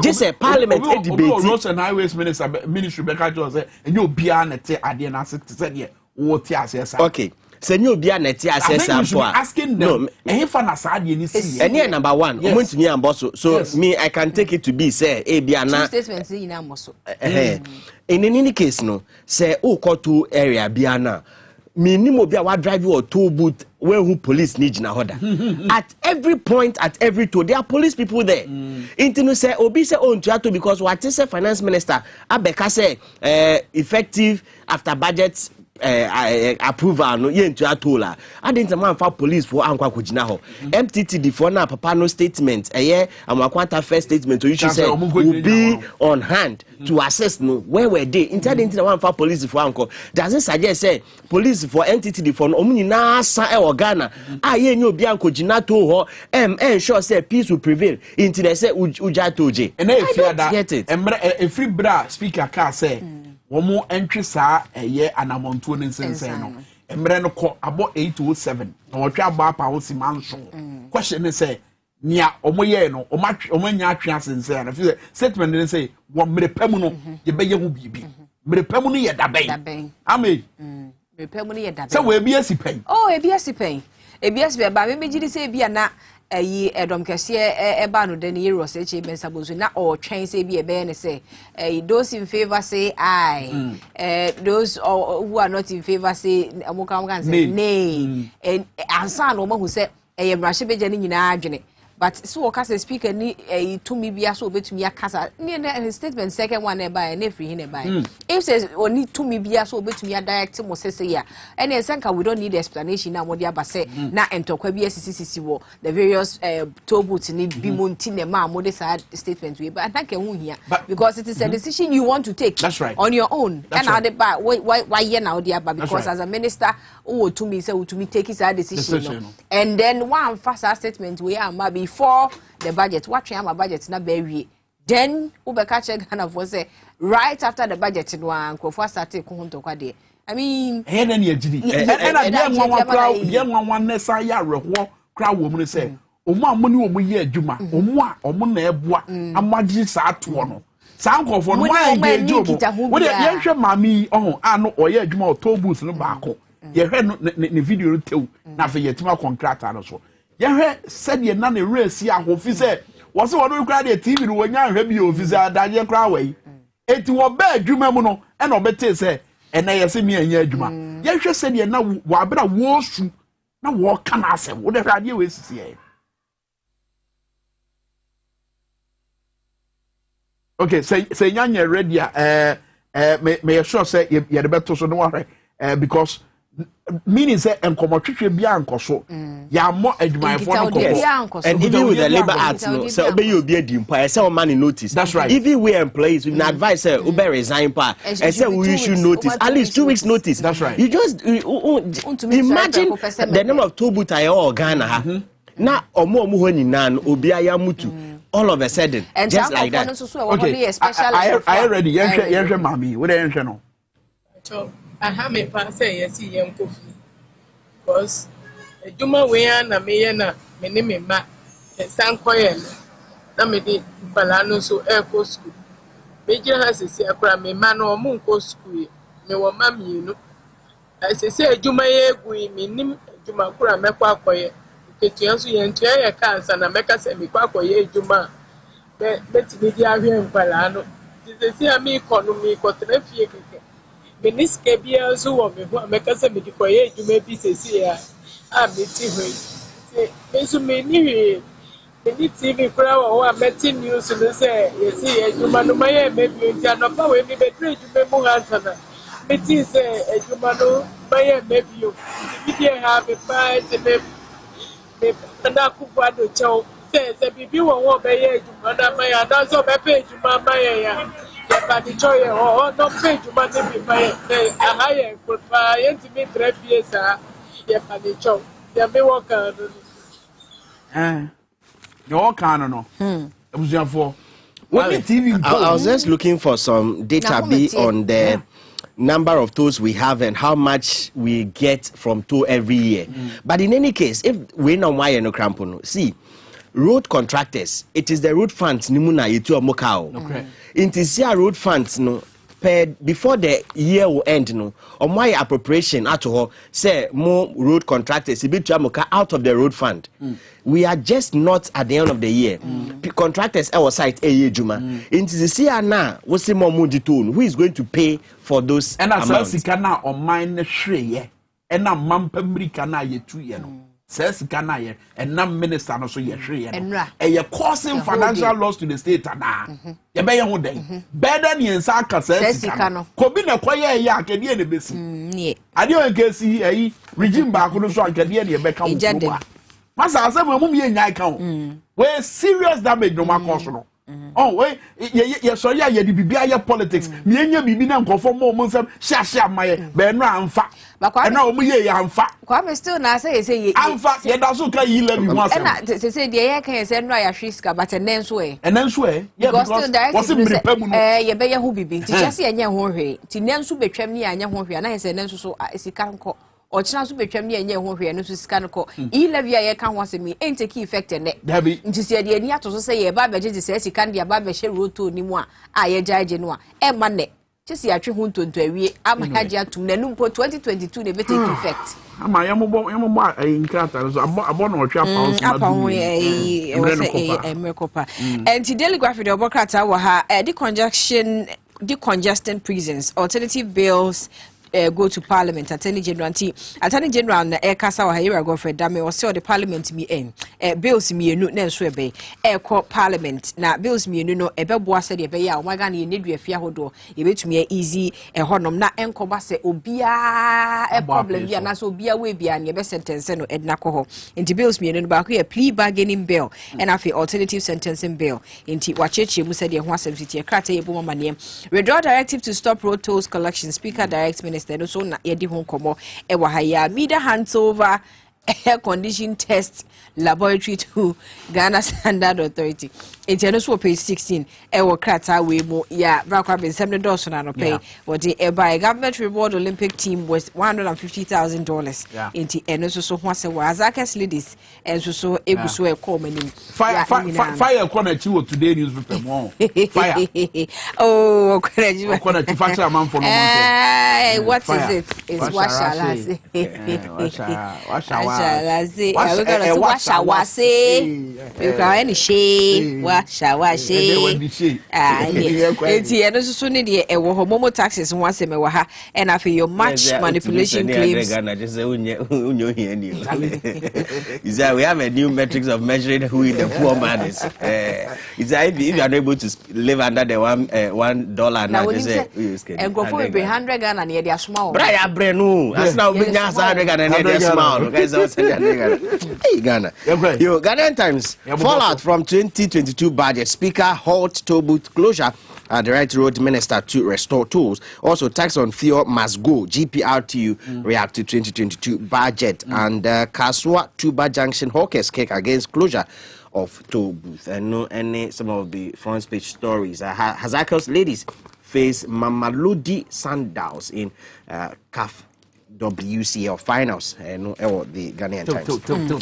Daily Post were also ahead of Christmas and COVID. Our airport has saved Zoom line for near Kasasem Yera speaker and so Eddie Yawode Ama Minister of Roads and Highways were. It's shocking and unpardonable. The 2022 budget ignored the catastrophic K2 South tidal waves. Yera Kujata Black one so near Kasawa say Odi Hoyapa na Nwanwa say 2022 budget no anchor alpha tidal waves and another. Akofia fan Crawford will get to South and the no so whatsem ewa. You are not poor if you can send 100 cities as la to defend new e-levy into eno so whatsem Daily Post the work atano any afofo bi na no pay. Chronicle. The Chronicle and no pay. I see Amulet failed to stop police bullets as 5 armed robbers dispatched in Westing and Ashanti. Amulet here the Odujo. Odujo. You know what the bansina bomb Odujo Charlie. And here to no more. Yeah, Odesh. That's why fire. Backfire. It's sad for the morning, but Chronicle. Wow. Odujo Gakaya Maonio. Dispatch. Daily Dispatch. Baumia writes about the poor being exempted from levies. Can the poor send 3,000 cedis Momo monthly? Questioner or Mubisanena speaker direct reversal of suspension of road tolls and front page of the Daily Dispatch newspaper. Daily Anna okay, my friend inquisitor the Obokrata and Twaso or the energy minister assures doom so will never be back. And once you do mechania, and right you do me a canyon prebensia. You do money a shot, you do man so you do money and you doom CC. Doom CC is on. Za doom so dear no. Za to say who's a canyon and do oh who's a canyon and do man I say yeah is Ejuma and yes say doom to say hey Ghana yet who The Herald Roads Minister lawlessly running ministry from America. Speaker of Onia whatever no yes and I am penny so be a wanting a home on France president and I'm no mudincha. One France president I'm no mudincha. See a man penny so kwa home jim. Yeah, or leave. And I want a France president they didn't or call leave no na represent budget. Bibi sa all. So can French crossing bro. So I was a French. Your man penny on my best you could in your wash way. Or Hannibal Bomber Benny Kasiebo or Power 97.9 JBR. A dear nefe said Quaqua whom be Jim, walk with Timmy. A crab baby as I say 1 hour to home. Now near month 4. And in Namon to send the only France president. Ye come with your mum penny dinner home with Timmy. Your mum penny dinner home with Bolipam boy. Your mum penny dinner home with Asante Wale. Your mum penny dinner home with Wale no. Your mum penny already changed dinner home with Wale. And you never first visa have it for yeah, ready. Ghana free. Some come be. Kaka be. It was a fa. Anyway, you know we so. Yo, and see, you mention we so near ho aba na ye twa ho ba ye ba bedi enkomo ye fa ya kwansra tourism ho ye hwe ye tourist site ahodo ye wo ma Ghana no to ne nata said ye si di honi ene said ye si ehwe ho yie said ye be ya ho be ye nyam na afoforo ye firi wo ma so ba aba be hwa ma ye nya sika no ene so betumi etumpo na no bi na eye Kwame Nkrumah museum ne ye kohwe said ye ho asia ya ne nkoyie ya ko ba bi foforo so akohwe ho so said ye ho asem tie abedwafo so wa ha ye no bedi nkomo e de afa ho ne ye betumi aye e wo san hye ho tie ntwe ho si membra ye ba ye ni nkomo.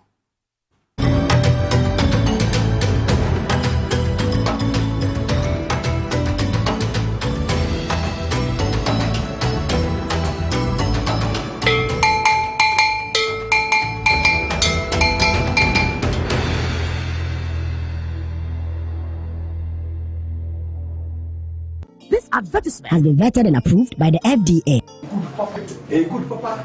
Ganabam, if your what apostle, your waist, all your body, you make bazaar. Thank you so much. Me bacho mami Ganabam, me. Kese ni ni nuke tu ane niensa. What are you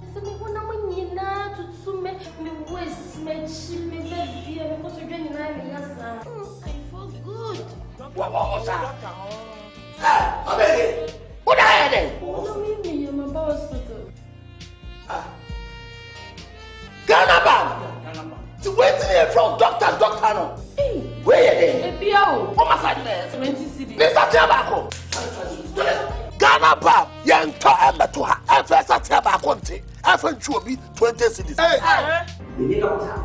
Nemo, 70 Ganabam come. Sound 2 so also. If you make a Ganabam, you can resist.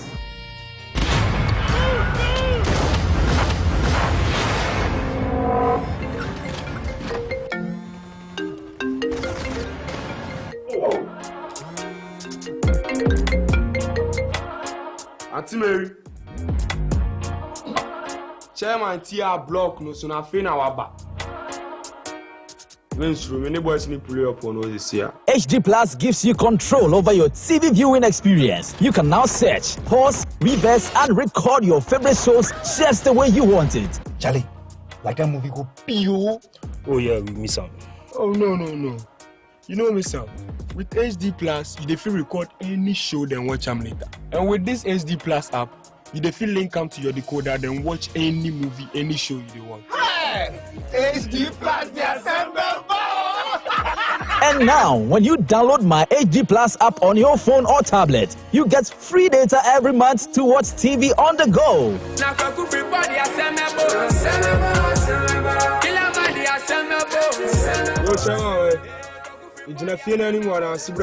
Visit any multi-TV dealer or Electroland outlet to purchase your HD Plus decoder and stay in control of your TV viewing experience. HD Plus, the feely experience.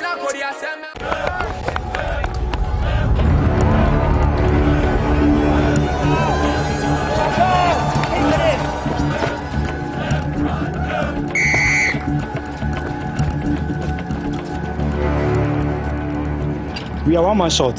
Should we invite him? Yeah. It be old cargo. Can I join you guys? Yeah. Always brave, fresh, natural, mix, mineral, water.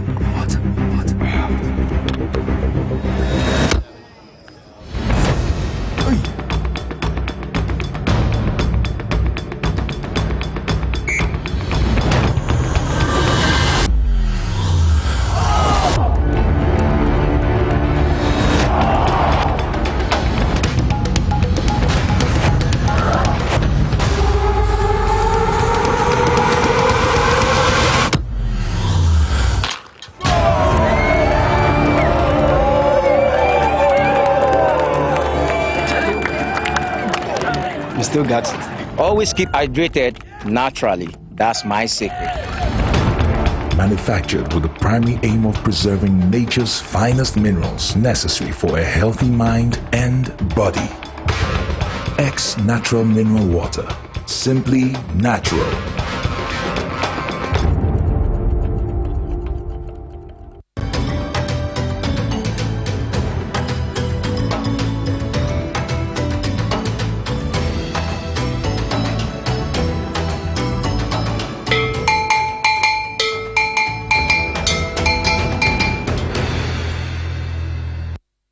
Elsia for ensa na wase se uguswa ya wo hwe Tvxyz anope ewo ofie mo so na ko Facebook live ho Tvxyz Ghana o ko YouTube nso XYZ broadcasting ye demo ho anope channels ahodo ni na so anope ye demo a wo hwe ya sida kese enko emfama na efiada edu fiada ye nkomo ayedi no ya na eye sonko esanse yesesem ohun ne ye stars ahodo ni bia mo ohun se de eniemasi eko na ene ye pese ye de ani ehwe eye yatena ya hodo ya yesi wono mo se hono ya kwansrabia anase hono ye nsrahwebia ya omamfo efiri wo mo amaso even ye wo mo emokura mpotimi koho e de ani kokobo ko hwese de hono mo esi etie na ye wo mia bi wo hono mo a e wo mayi mu but ya adwene nhye dan koho se hono mo ye tourist site a ye betumi a generate sika e de afiri honti se de yesi aye hono ye ma ye ni enkoho se ye betumi a tap into hono so se de hono enhyehyɛ ye musitie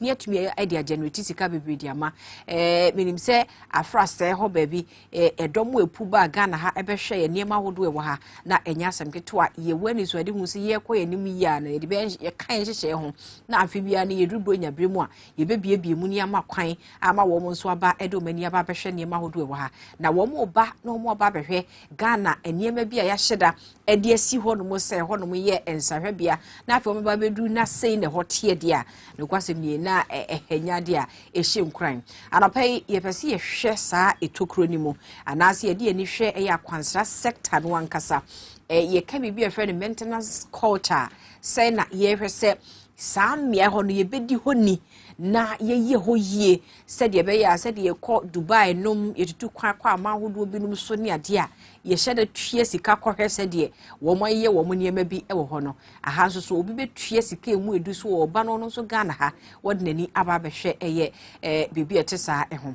na ye kaye nche ye na bra kwame any boys perfect wo mo ekɔ keta wo mo kɔ na ka ni so ade hunu ne pa na se ye kwa kɔhwɛ tidal waves ne said ye esia ye but wo mo kɔdu ye no mo hunu niema bi a se Ghana ha ye de ani di akire no so betumi aboa am ye tourism no etumi akɔ enkan ye wo atanaye bi a ye frɛ no eye fort presentise edi ne de emu edu pa said you obesi aboni bia bofie wa bofie de ewunu so wabo amaya ha na said ye enka ye betumi enye sika ede afi ho ne nso okɔhwɛ said ye tebia ne sitie wo ho a enhyeda nya yi no a na akɔ bibie ho yenko hwe satna ye said ye hositie ye ba ye medi enkomo eufia.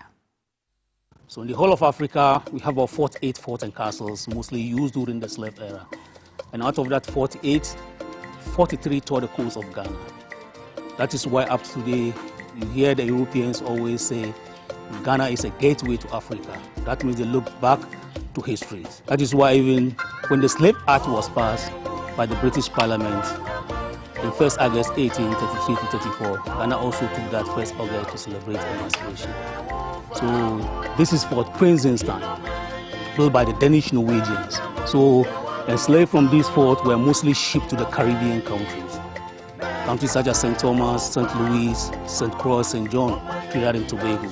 Even some were sent to Latin America, Brazil, Cuba, even some to US, North Carolina and Florida. So even the West African coastline was also demarcated in those days, depending upon the trade.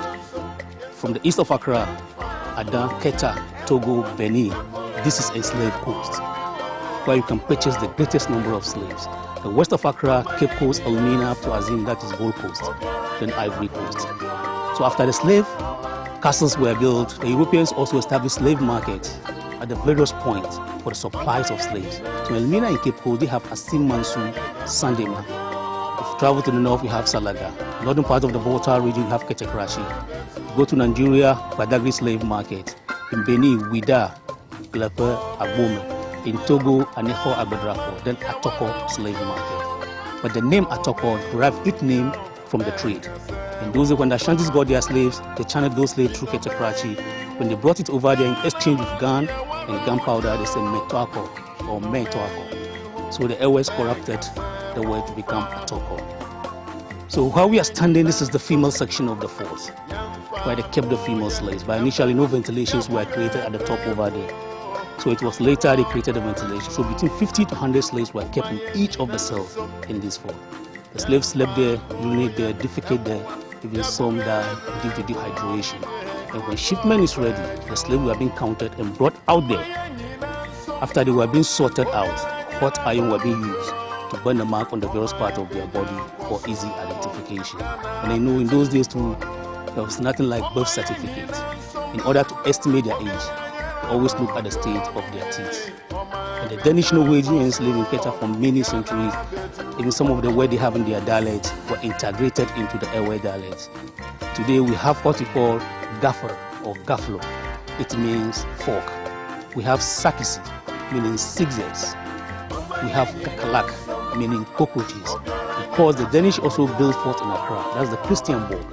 So the Gan say kakalika, kakalika. So we have traki, meaning staircase. We have safi, meaning key. All these are Boru language into the Owo language. So we'll go around, we'll show you some of the relics we have in these forts.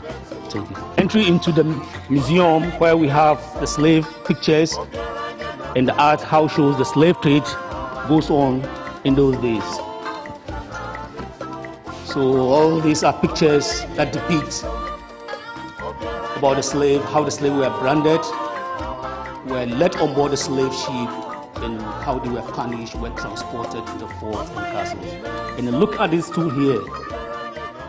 This was a ceremonial tool which was used by the indigenes to celebrate festival in Keta. But war broke up one day, and what brought the war was that one of the local merchants of the Danish was killed. So they used their cannons and guns to bombard the whole town, even killing the chief of Keta by name Tvxyz. So a group of the people fled to Zomayi, today Jelikope, but the majority of them fled to neighboring town Agusume called Somi. So when they were leaving, they left behind the store. That is why they celebrate a festival called Keta Somme Tvxyz. So this is smoking pipe which was brought from Denmark.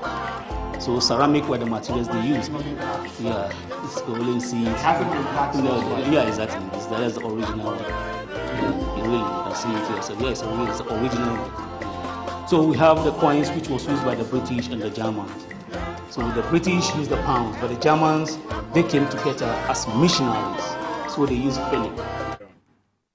Enti abusuafo Keta ena yekoye ya yekoko hwe sede eho no mo esi etie fort eye President Stein sede eho esitie ena yekoye video ne wa enti bepami be san ayibiem ama wahunu sede eho asemsi etie na de yepese de ani ehwe eye sede atena hodo bi seya eho no mo akoye ensahwebia anase eho no mo ebetumi aye akwansra bi ebetumi enya sika bebre ede afi ho no yesi esi hofa ana yesi eye hofa megidi so hwe wo se enti enipa ewa ha wo mo eba behwe sa ne mai because hwe se de dan no ho ne ade asia ye no ase ye share dan fa ye ni nko se epese ye generate sika bi ede free ana se epese tap revenue bi ede free ho enti ye jane sa se ensi ho ene ensuo ne bono a na no abesa yi na sei basa ene wo se eye ana so bibi ho no ebetumi aye ede afa ho ana pa bi no ska ewa ha ya ye no eba bedi enkomo oyubia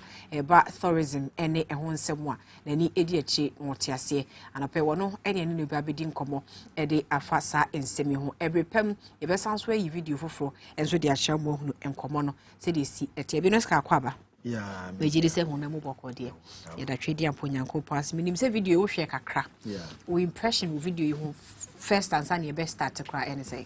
Yeah, okay. Me da se ni XYZ TV TF1 ahwafo nyina. Say ni amehwe no in tourism and I say insrahwe no ye kwan bebre ya fa so de maintain niama. Okay. E bi to say natural states into Boni Beka say you leave it as it is.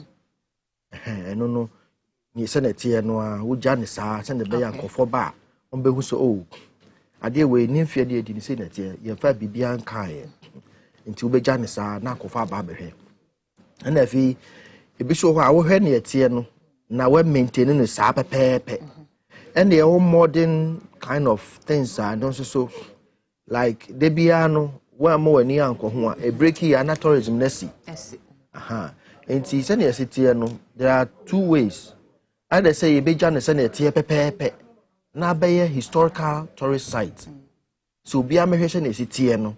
Send ye discover a tie no ye nja ne sanemum sa na tin baby bua na ya pache. Okay. And it's about tourism maintenance na site maintenance aya no be na dwe so pese me hu se ne more than nyamasi kono pese me hu ne se say there be and tisa there are about 6 types of tourism maintenance and coso o ma me kwa no ye betumi go through ya pa ye pese ye hu se de be te ase se de wo kan ye bia na ye ya dwene mu no enke wo se nsiesie bi koso ho but ye ya fa na se ye ya to na jeje mu but e bi so se de wo kan ene mensie bi ho me wo si ye hu no ye nim nti eno ne ye pesa no pe wo boy na ye te ase se de be ya ye gina ba bi ne ye ka ye be hu se de ye be si aka na fa.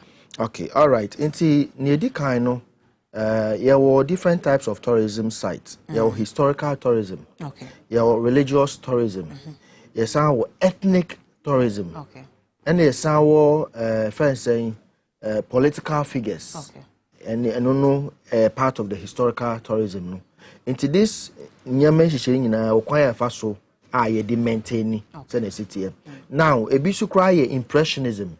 Say bia uko UK say Queen Elizabeth untumi nhia no ebeye din but omaye no say statue bia uhu aso no pepepe okay ne size ne kese ne bibia pepepe untumi gina ne nchen no atwa picture aha we ba we be hu say eh enu de Queen Elizabeth picture no aka say ni hu aso na nya no kore aha enti ano so wo ho e na afi no wo maintain ya say de bia no wo hwe nipa no ni age o nyina na ni mo sesa no o say wo kona wo yeah, the end man anymore yet say no pepe. Okay. But I say that is the impressionism aspect of that.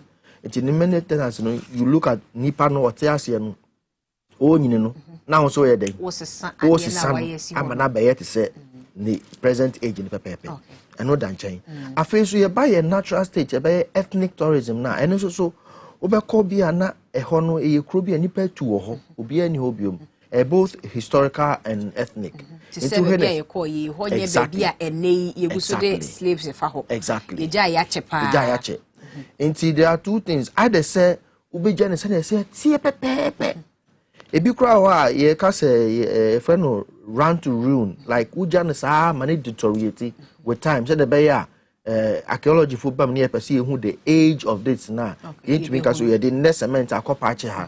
Into test ya yen to me who the age edru. Into Ubejan sa na eno aye den etitigu eno cry to me di bibi fa ho se ne be ya obi to me fa ne san koka bibi ma and speed up the degrading process no ni nyina the maintenance structure for tourism sites na bi obi ba be hu no so se na etie no sa na etie nti naturally in tourism no nye bibia na ene e de ensa beka se yesiesie no aha na ma na be agina ho there be you leave it to ruin as it is by tourism sites and by tourism principles. Okay. And over and now fi niama ya kasi aye man created bit Kakum National Park and honke kan ho ni aye no and no there every day and now I was so to me make sure say in wia ahoma light say ni nyina de bia na ye den ye bomodin die ni akọ and no ye niama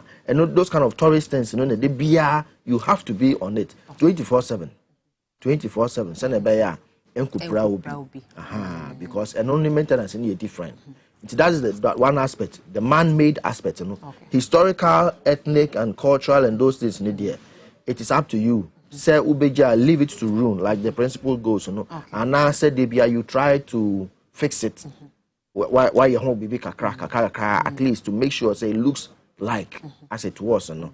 And that is what I would say. But there are a lot of implications. Because nye bia na ebi wo ho na obesiesie na nipa no mba behwe no their feedback means say no we don't want it. Okay. In tourism nya wo na wo adwene e che so ye nye koye ni say na emwa nipa da bi nipa na be bahwe no ni omo enyi ano a de ma oboni be ka say feedback omo de ba no e na be che so okay ye nye ni say na am ye nye ni say uja no so to nchana se me kwa maintenance just for maintenance sake the abeboka yen hwe bibi ti said ye hwe asisi said ye hotie no eye bibi ye tititi ade abakose be historic something na yeja wo hono mo abesi ne but wo hwe said ye edan ne ho ne ade si ye no a epo no abonu ama se yy said your weekend so nye bibia so ne de ensa ka ebe ye enti ebeje ama na wa ya fe bedu brevi na ebia ebukura egu a ye ni bibia asase o Fort Einstein wo ba bia enkrofo betimi do omani aba behwe ana okay and America no to say run to failure or leave it to reactive maintenance leave it to spoil no a policy okay Ghana Tourism Authority any Ministry of Creative Arts they can decide so okay e be jano say na city ya na will coordinate the place nipa nkom be gina ho abehwe say na city no aha na boost tourism na fi ya ginipa feedback ahwe okay ye ma mokwan na mo inside ana ye fa ye sanka then utie nkrofo responses okay aha enti eno no wo ho now ya wo hwe minim how far so far if it has been licensed because nya baby akohu officer ye tourism bia na has been licensed because your Ghana Tourism Authority omodwumedie ni say on behwe to look at all tourist sites including accommodation recreation and all that aspect facilities management ne cuisines na adi nyina and they can decide okay we a baby a ye de ensaka enipa betumi akọ inside ekọ wuram because nya tourism nyina na ube wuram no akonante ekọ sususu ne emem ha baby wo ho a ugina chi na wahwe se na sitie eno nko a na is enough there are some tourist sites be abroad food decide we are not going to touch it okay nipa ba ne abehwe sa ti sade ne rule down still people come next say net here then they take pictures and make video documentaries near the actual so at this age these people came on behwe this is the say net here sa ko nyina no bibi do na ya flat kra na so still they are running that documentary at us in nyina principles okay principles I want to make us me family pem I just like that okay nti e was you hu baby a de kro ne woni ehunu said ye be ye no afa but ye call Kwame Nkrumah museum so enche ekokohwe said ye hositie ho no ye woni ama ni bi ho ye historic ni ma ye de nsaka enye ye but e bi nso so ho do mo e ma made e was say ye hwe say ye be keep place na na say ye be hwe say ye be mana because ti se okofo baby a fountain ni ade ensuo ni film ebugum ni ade nyina no fountain ni nyina ensuo ni ma ensuo ni ma ede mani bi wo ha awewe na ache ene de keka ho ache se wo hwa a enya ade a ehye nkura hwe ti se we say fountain no e wo se ensuo ni bu but emu it means that a lack maintenance will be yes. I know the 100% you are right because we know enya dia historically NSC ya na create to boost tourism and create that impact. And to send a go where the enkoye kra. In fact, some other places it will be very difficult even to show it on national TV. Set tourist site pa yes. And I say, a bedding. But the mechanism way the I'm say ye di yankoni ye nyina ye ka ho bi yanye ni ye if you say sometimes bi wo ho na maintenance no nipa or supply product want to me and produce the quality product and I face nipa obey day to day monitoring and evaluation on also when din adwuma ye and e bia nipa ko manage facility na wo ho no on also kra no need that very good leadership skills so to make around so a high for run to her because who share ade wan say obi kra no so ni ade ato robbers ni ade gum internet say nipa also mu daily no ye gina ho hwe so obi ntu obi nyese no anko ye nti eno de because we know say e ho won't me nko kwa I know we pay nti say ye tuasika e de kokohwe baby sa na afi ye ntumi keep honom say de wo say keep no it wouldn't attract said you can of idea we will be share na onye Ghana ni na opeso oba be hwe Kwame Nkrumah de ayaye e de asiwa menyi ni say nipa na be do no consult because idea e de kai obi aye so on na mampani odi kai wo Ghana ha no abedi anim na fe say ni say ne wo de a na enya de ehye now we talk about implications e what anyema we so e bi de he implications e wo mu ni say on say tourism ni e wo mu ahodo mienu ye wo local ya ye ti krum ha ya ye tu and mate se baby won kran Kwame Nkrumah bozolom timi kwa kohwe ana o mate Fort present time timi kwa kohwe ho local ye nyina ye tu ye ho ekọ ni nyina no utu esika nyina so na di sika ba o man nim e na afi ye wo omuso wa brochire omu ni Ghana ha ebi kura bi ofi Nigeria Togo ana se baby an international tourism omuso so de ba now there are implications a woman say 1 security, 2 safety, 3 mobility, and 4 how nipa de bedru ho a aduane obedie, those kind of facilities, accommodation baby or better, need those kind of things ni nyina ye factors. Okay. Because ebia na ofiri kwan ofiri ho na eba akra e kwan ni nya oma. Okay.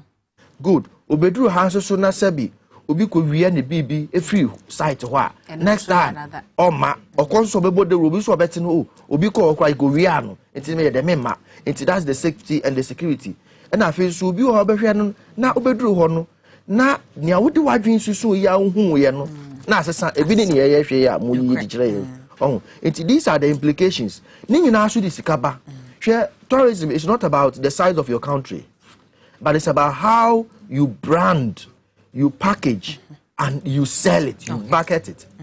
And she said, Ghana, the whole, most of the developing countries, company be statistics. Ghana is also 16. Nigeria almost over 120 million, what do you call it, population. Almost there. Oh, it's interesting. Yeah, 30 million. Yeah, more tourism. We can get more. Okay. We share Ghana mid-term tourist expenditure proposal, Ministry of Tourism, Arts and Culture. Year between 2016 to 2022. Projections by HS Ghana as of 2019, you have 1.49 billion from tourism. Oh, and no scanning in a few room a beef in a free baby buy.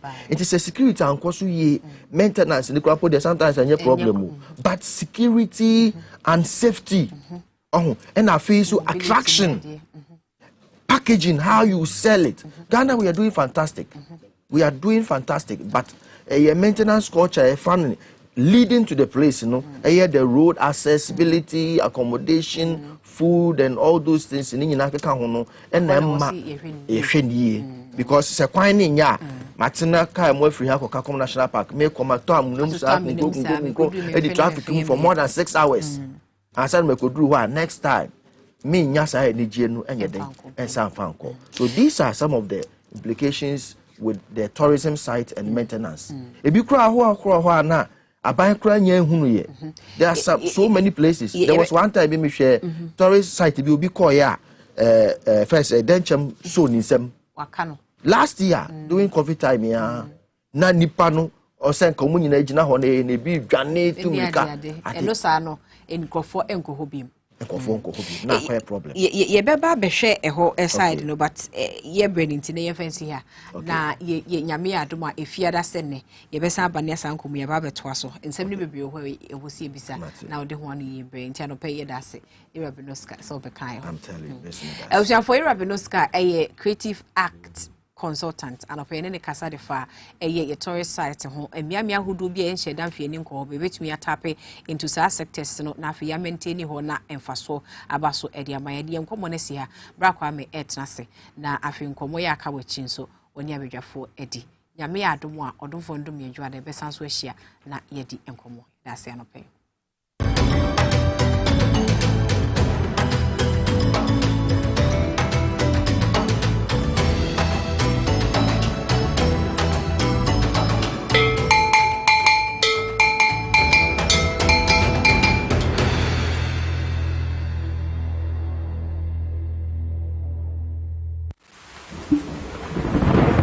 Peace of mind is very essential in your journey to success.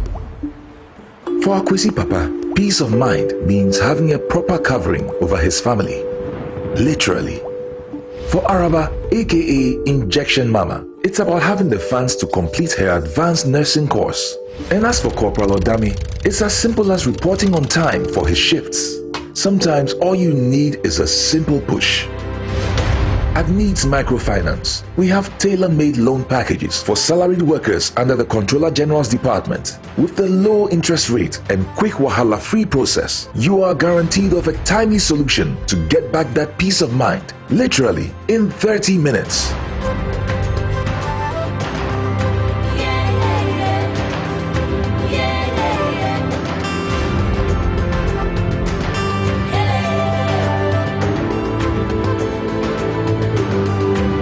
Microfinance, growing with you.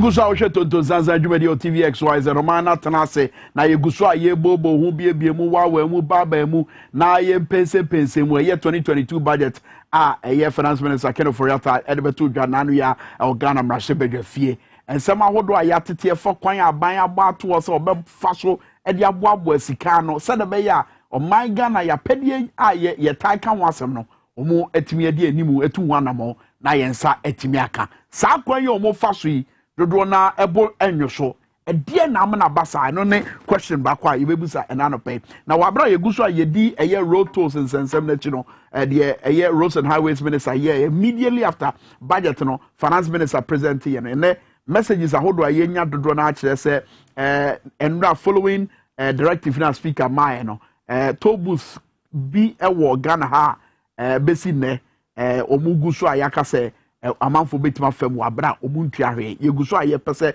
ye verify such information na yensa kan free momo hono bad as when na ye koye nim no yenya update bia ye be mama so ate by ne nyame ncha de ono yo Ghana da na koma so pa maybe a wo kana dwen pay e wo pay kwan so na wama emperifu ehunu ba bia Ghana ye free ene ba bia wo se ye kodru na dwuma wo ye amanfo ani je ho pa amanfo ani so ono anka se da na koma so insurance marketer ura ega redu ono na guess ene fia dey awashara de na tade kama abetra ha ega net say minia adumia bende adumia ho o de akyey enframa na ebo no odwen ho say oh say number 1 sanyakopon o de hu mini show mu na sorry a na wada na se that's right ansensem ne wo na mu na abekomu no eno de na ye wara wase emu amane na ye wara wase ye so de dan de amount that's right nya de be ye no yo de be ye no na je say etojewa eti say nya ye nso Ghana ye de be ye no ehun nsema na eguso aye bobo wo titiri wo 2022 budget a finance minister eko present ye wo mrahye bedwafie mame fam pemo I mean the budget no in its totality nya what say ye no titiri wo enyuma adwuma kwan aban abo e na fenso sika no boaboa kwan aban abo no say na sipemo ye baby can I say o mami chie your friend say that's right the baby can I say first of all I say what is a budget? Budget is simply an income and expenditure yen na ye budget sisika menya boso meso a yetua me car yen na me pese me di me sika ye bia me se me kwa koto tiro me kwa koto mo me so me dem dey blow time so nyina no o draw budget how you want to spend your money so that is good and just as the government also no has that responsibility was oyema and you ma cost of fine no man ever cost of fine from different areas because demands is dorsal also air sikana and I said your person or no and who sikana or na or the ISR that's right now the issue is this to say bia or no government no a quite we no person offer but also why doing a different thing can mean yaka offer sa quite we but I will say share ana and I mean you see omo mu die so ana so omo e hwe man so e pese omo kono e wo say ne ye die ni chefi say omo ba ye nyina ye nchen de omo asem beto ye nim ene ye gina so to omo so aba ene ye omo kwan say omo be hwe man so no na ye problem no because you see a honum no better say we na me did be too many so but you see say we have always argued say if we had a national development plan no and yes said there will pay in a but this is the goal into be able meet that plan but the only difference they say as development takes place everywhere somewhere along the line you must miss a sakakra into you also have to strategize to meet it but then for instance this is our goal because they be a can say Ghana will be science say a binuma by the year 2030 this is what we expect our country to be by the year 2030 this is what we expect our country like for instance Europe by the year 2030 they don't want to see combustible engine there so they are working on it good Ubisa Ghana say Ghana the year 2030 what are we expecting to see You don't Yeni sadian, but wabra yeni sadian na yeni na yeji tu sa sanete no. In principle, me sure so when me ya adwen de me catch us say ya pedie ene nia aban e wo so ye no. Say we say here because omo ton sem maye. And I'm just say ya ka say ya pedie na just say ya yes a plan at all. But you plan into her. Oma be kan sem bi akere. And I'm say ye ono na sem. That's right. Because you see you gina so to aba. Eti yakwa pam. Yeah, ye enye ono na sem na ye gina so de to aba. Na ye. Ghana politics is not because sure. NDC man is there, MPP man is there. He's not interested. Those things now will can manifesto so need the free SHS, one district, one factory, one village, one dam. And you know man for Gina so to aba. And you know Gina so de to aba. Are you sure? 1 million votes 2016. And you know no Gina so de to aba no. And you know Gina so de to aba. It is because the John Mahama administration messed the people up. They filled them into who he empel. So you see all of this. I was somewhat say and your man say. When mandate is given to somebody, the mandate na ye de ama no. So one year and your ma ama and crofoni any angia. I remember sometime was it as a Kwame Nahoy. Kwame Nahoy and Nasa Vincent Assise won back home. No can ask them. Or say people don't win elections, but people rather lose elections. It's also why what you no. Oh yeah, I didn't ya pamwo. So we ya you best what nothing. So it is more of people losing an election than people winning. Into any promises are sent. They are all canon academic. Like for instance, someone says, I present a manifesto. Go and ask all the people that voted. How many of them have seen the manifesto? Okay, hold on. Answer me. Ebane saying as I say, yet to say, I buy a brand or best to me no waka say, oh, a tour.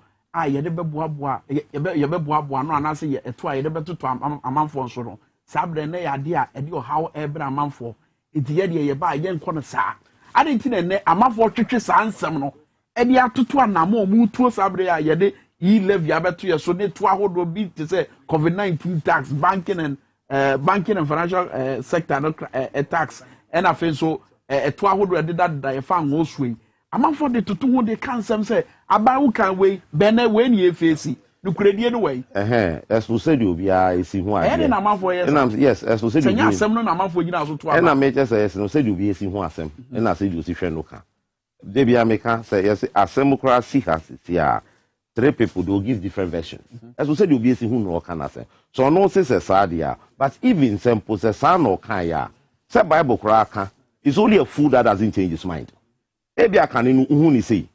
But after being in the system for a while, no, you see differently. Sana enye nada. Say, and I may say Bible crack or say it is only a fool that does not change his mind. Inti no say kanena we na mi bigidi say me sum na echiri mabana mahwe na say eh send her den enti sa. Mama typical example. Kafa say me interview bebre. Enkomo of course yeah. Mama typical example. Vice President. Sabra no kasa wo Peace FM no. Now, when you're running mate, Nana Danko Akufo-Addo, in fact, no a vice president of the Republic of Ghana, I know ne Kwame Sefakai, Kasa Peace FM, about a tour, to a year Bobuso, as I say, you will say, ye levy biba. Now, what Kasi should be a Kasi should be said, Momo no say, the 2 Kotoswa, a Yadeswa, and Yadeswa, a year and year for me, Percy. You tie your camp paper and you come see. Not necessarily. What radio is here.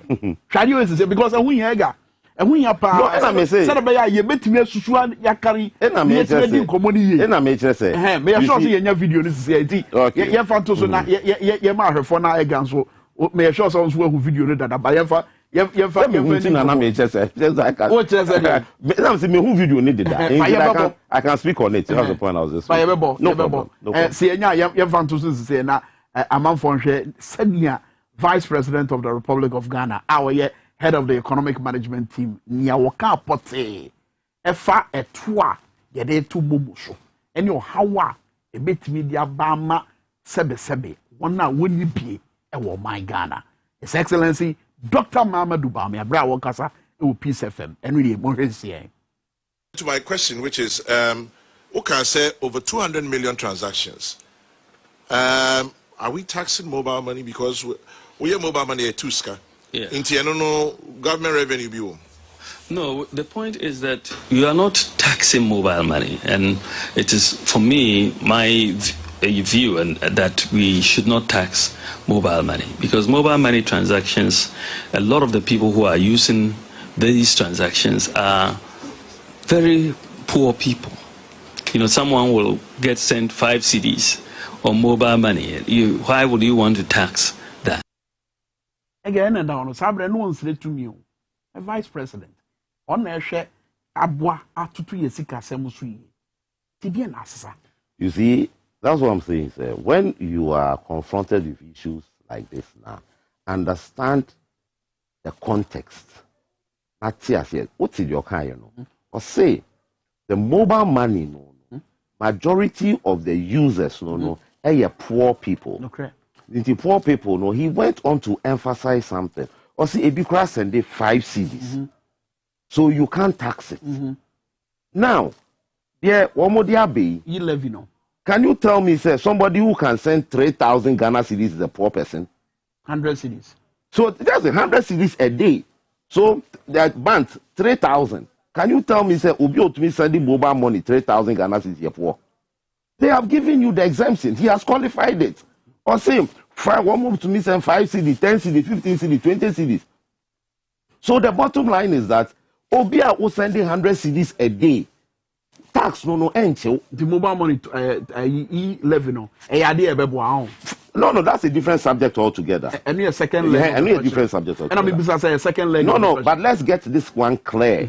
Let's get this clear. So you cannot use the vice president and say Asemo Okai. No, it has gone against him. He has qualified it clearly. But me and fact want to show. Or say. Me and fan to show. Or say. Boabra walk on the okay. And I say me and fan to show. And I may say. And I may say the emphasis is that for poor people.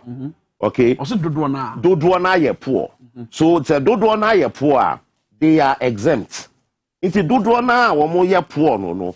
Tax no enti womo. One more bibi womo say no na tax e bechi womo. So let's get it clear. So it is not like he says something now and he has come to change. Let's get the context. Now, number 2, Asema Ubisa, no. Whether the e-levy will be okay or not. That one, it is a total no. It's a total no. That was, it's a bad position. Very, very bad position. Say here for. It is not, no, it's not a question of say enka in here for. And yes, sir, it's not a question of say enka in here for. Because in the first place, no. One now can say 3,000 above, no. The more the more taxes they are paying. They are paying more taxes. Into also the way back, a extra more tax, super boomful tax. And then why it is not going to happen? And they say they have the option. They have the option not to use that electronic transfer. So no, into Wukra projections now why here no. You fail there. Projections are saying. So it was based on the number of transactions and the volume. And until na no mu feel say if you are having over 500 billion transactions now see the 1% koko to so and you benya base can be brave. And it is but it is because those things no not taxes no nya den but says now the tax and it say I'm coming to pay more. Not just a 6 billion now. 6 billion Ghana cedis no media so many to say ombenya. Wow. Because you see, I'm saying common sense. And I didn't go. Oh, say normally, you might be your own dream. Because I'm for Kakribi Koko Tunaku Kumu, I know Mufu say Omuye, but say Uganda 30 million people. Unyansa be Kutano, no, and yet up to more limited people, no, Munyansa, no, there are a whole lot of things. You know, BBC, no, at times there can be a stakeholders conference, stakeholders meeting, and you get minds to come and then debate it. That's the first time. Nibiani said, how many years ago, 2-3 years ago, most luxury car tax, monj transit and dream, Namaka Fanam Jato boom. I've read the Sabio Kai tree, a friend said toilet in not more taxi or is that a luxury? You see? So what happens is that you may have the idea, but I'll say Udi Tuja. Oh, now then you go through all the nuances and get everything and then okay, then the idea is good, but this is how we would implement it. Now but nipa mienu for instance, if you answer making, you say budget, finance for one for nipa kitu ebi penny.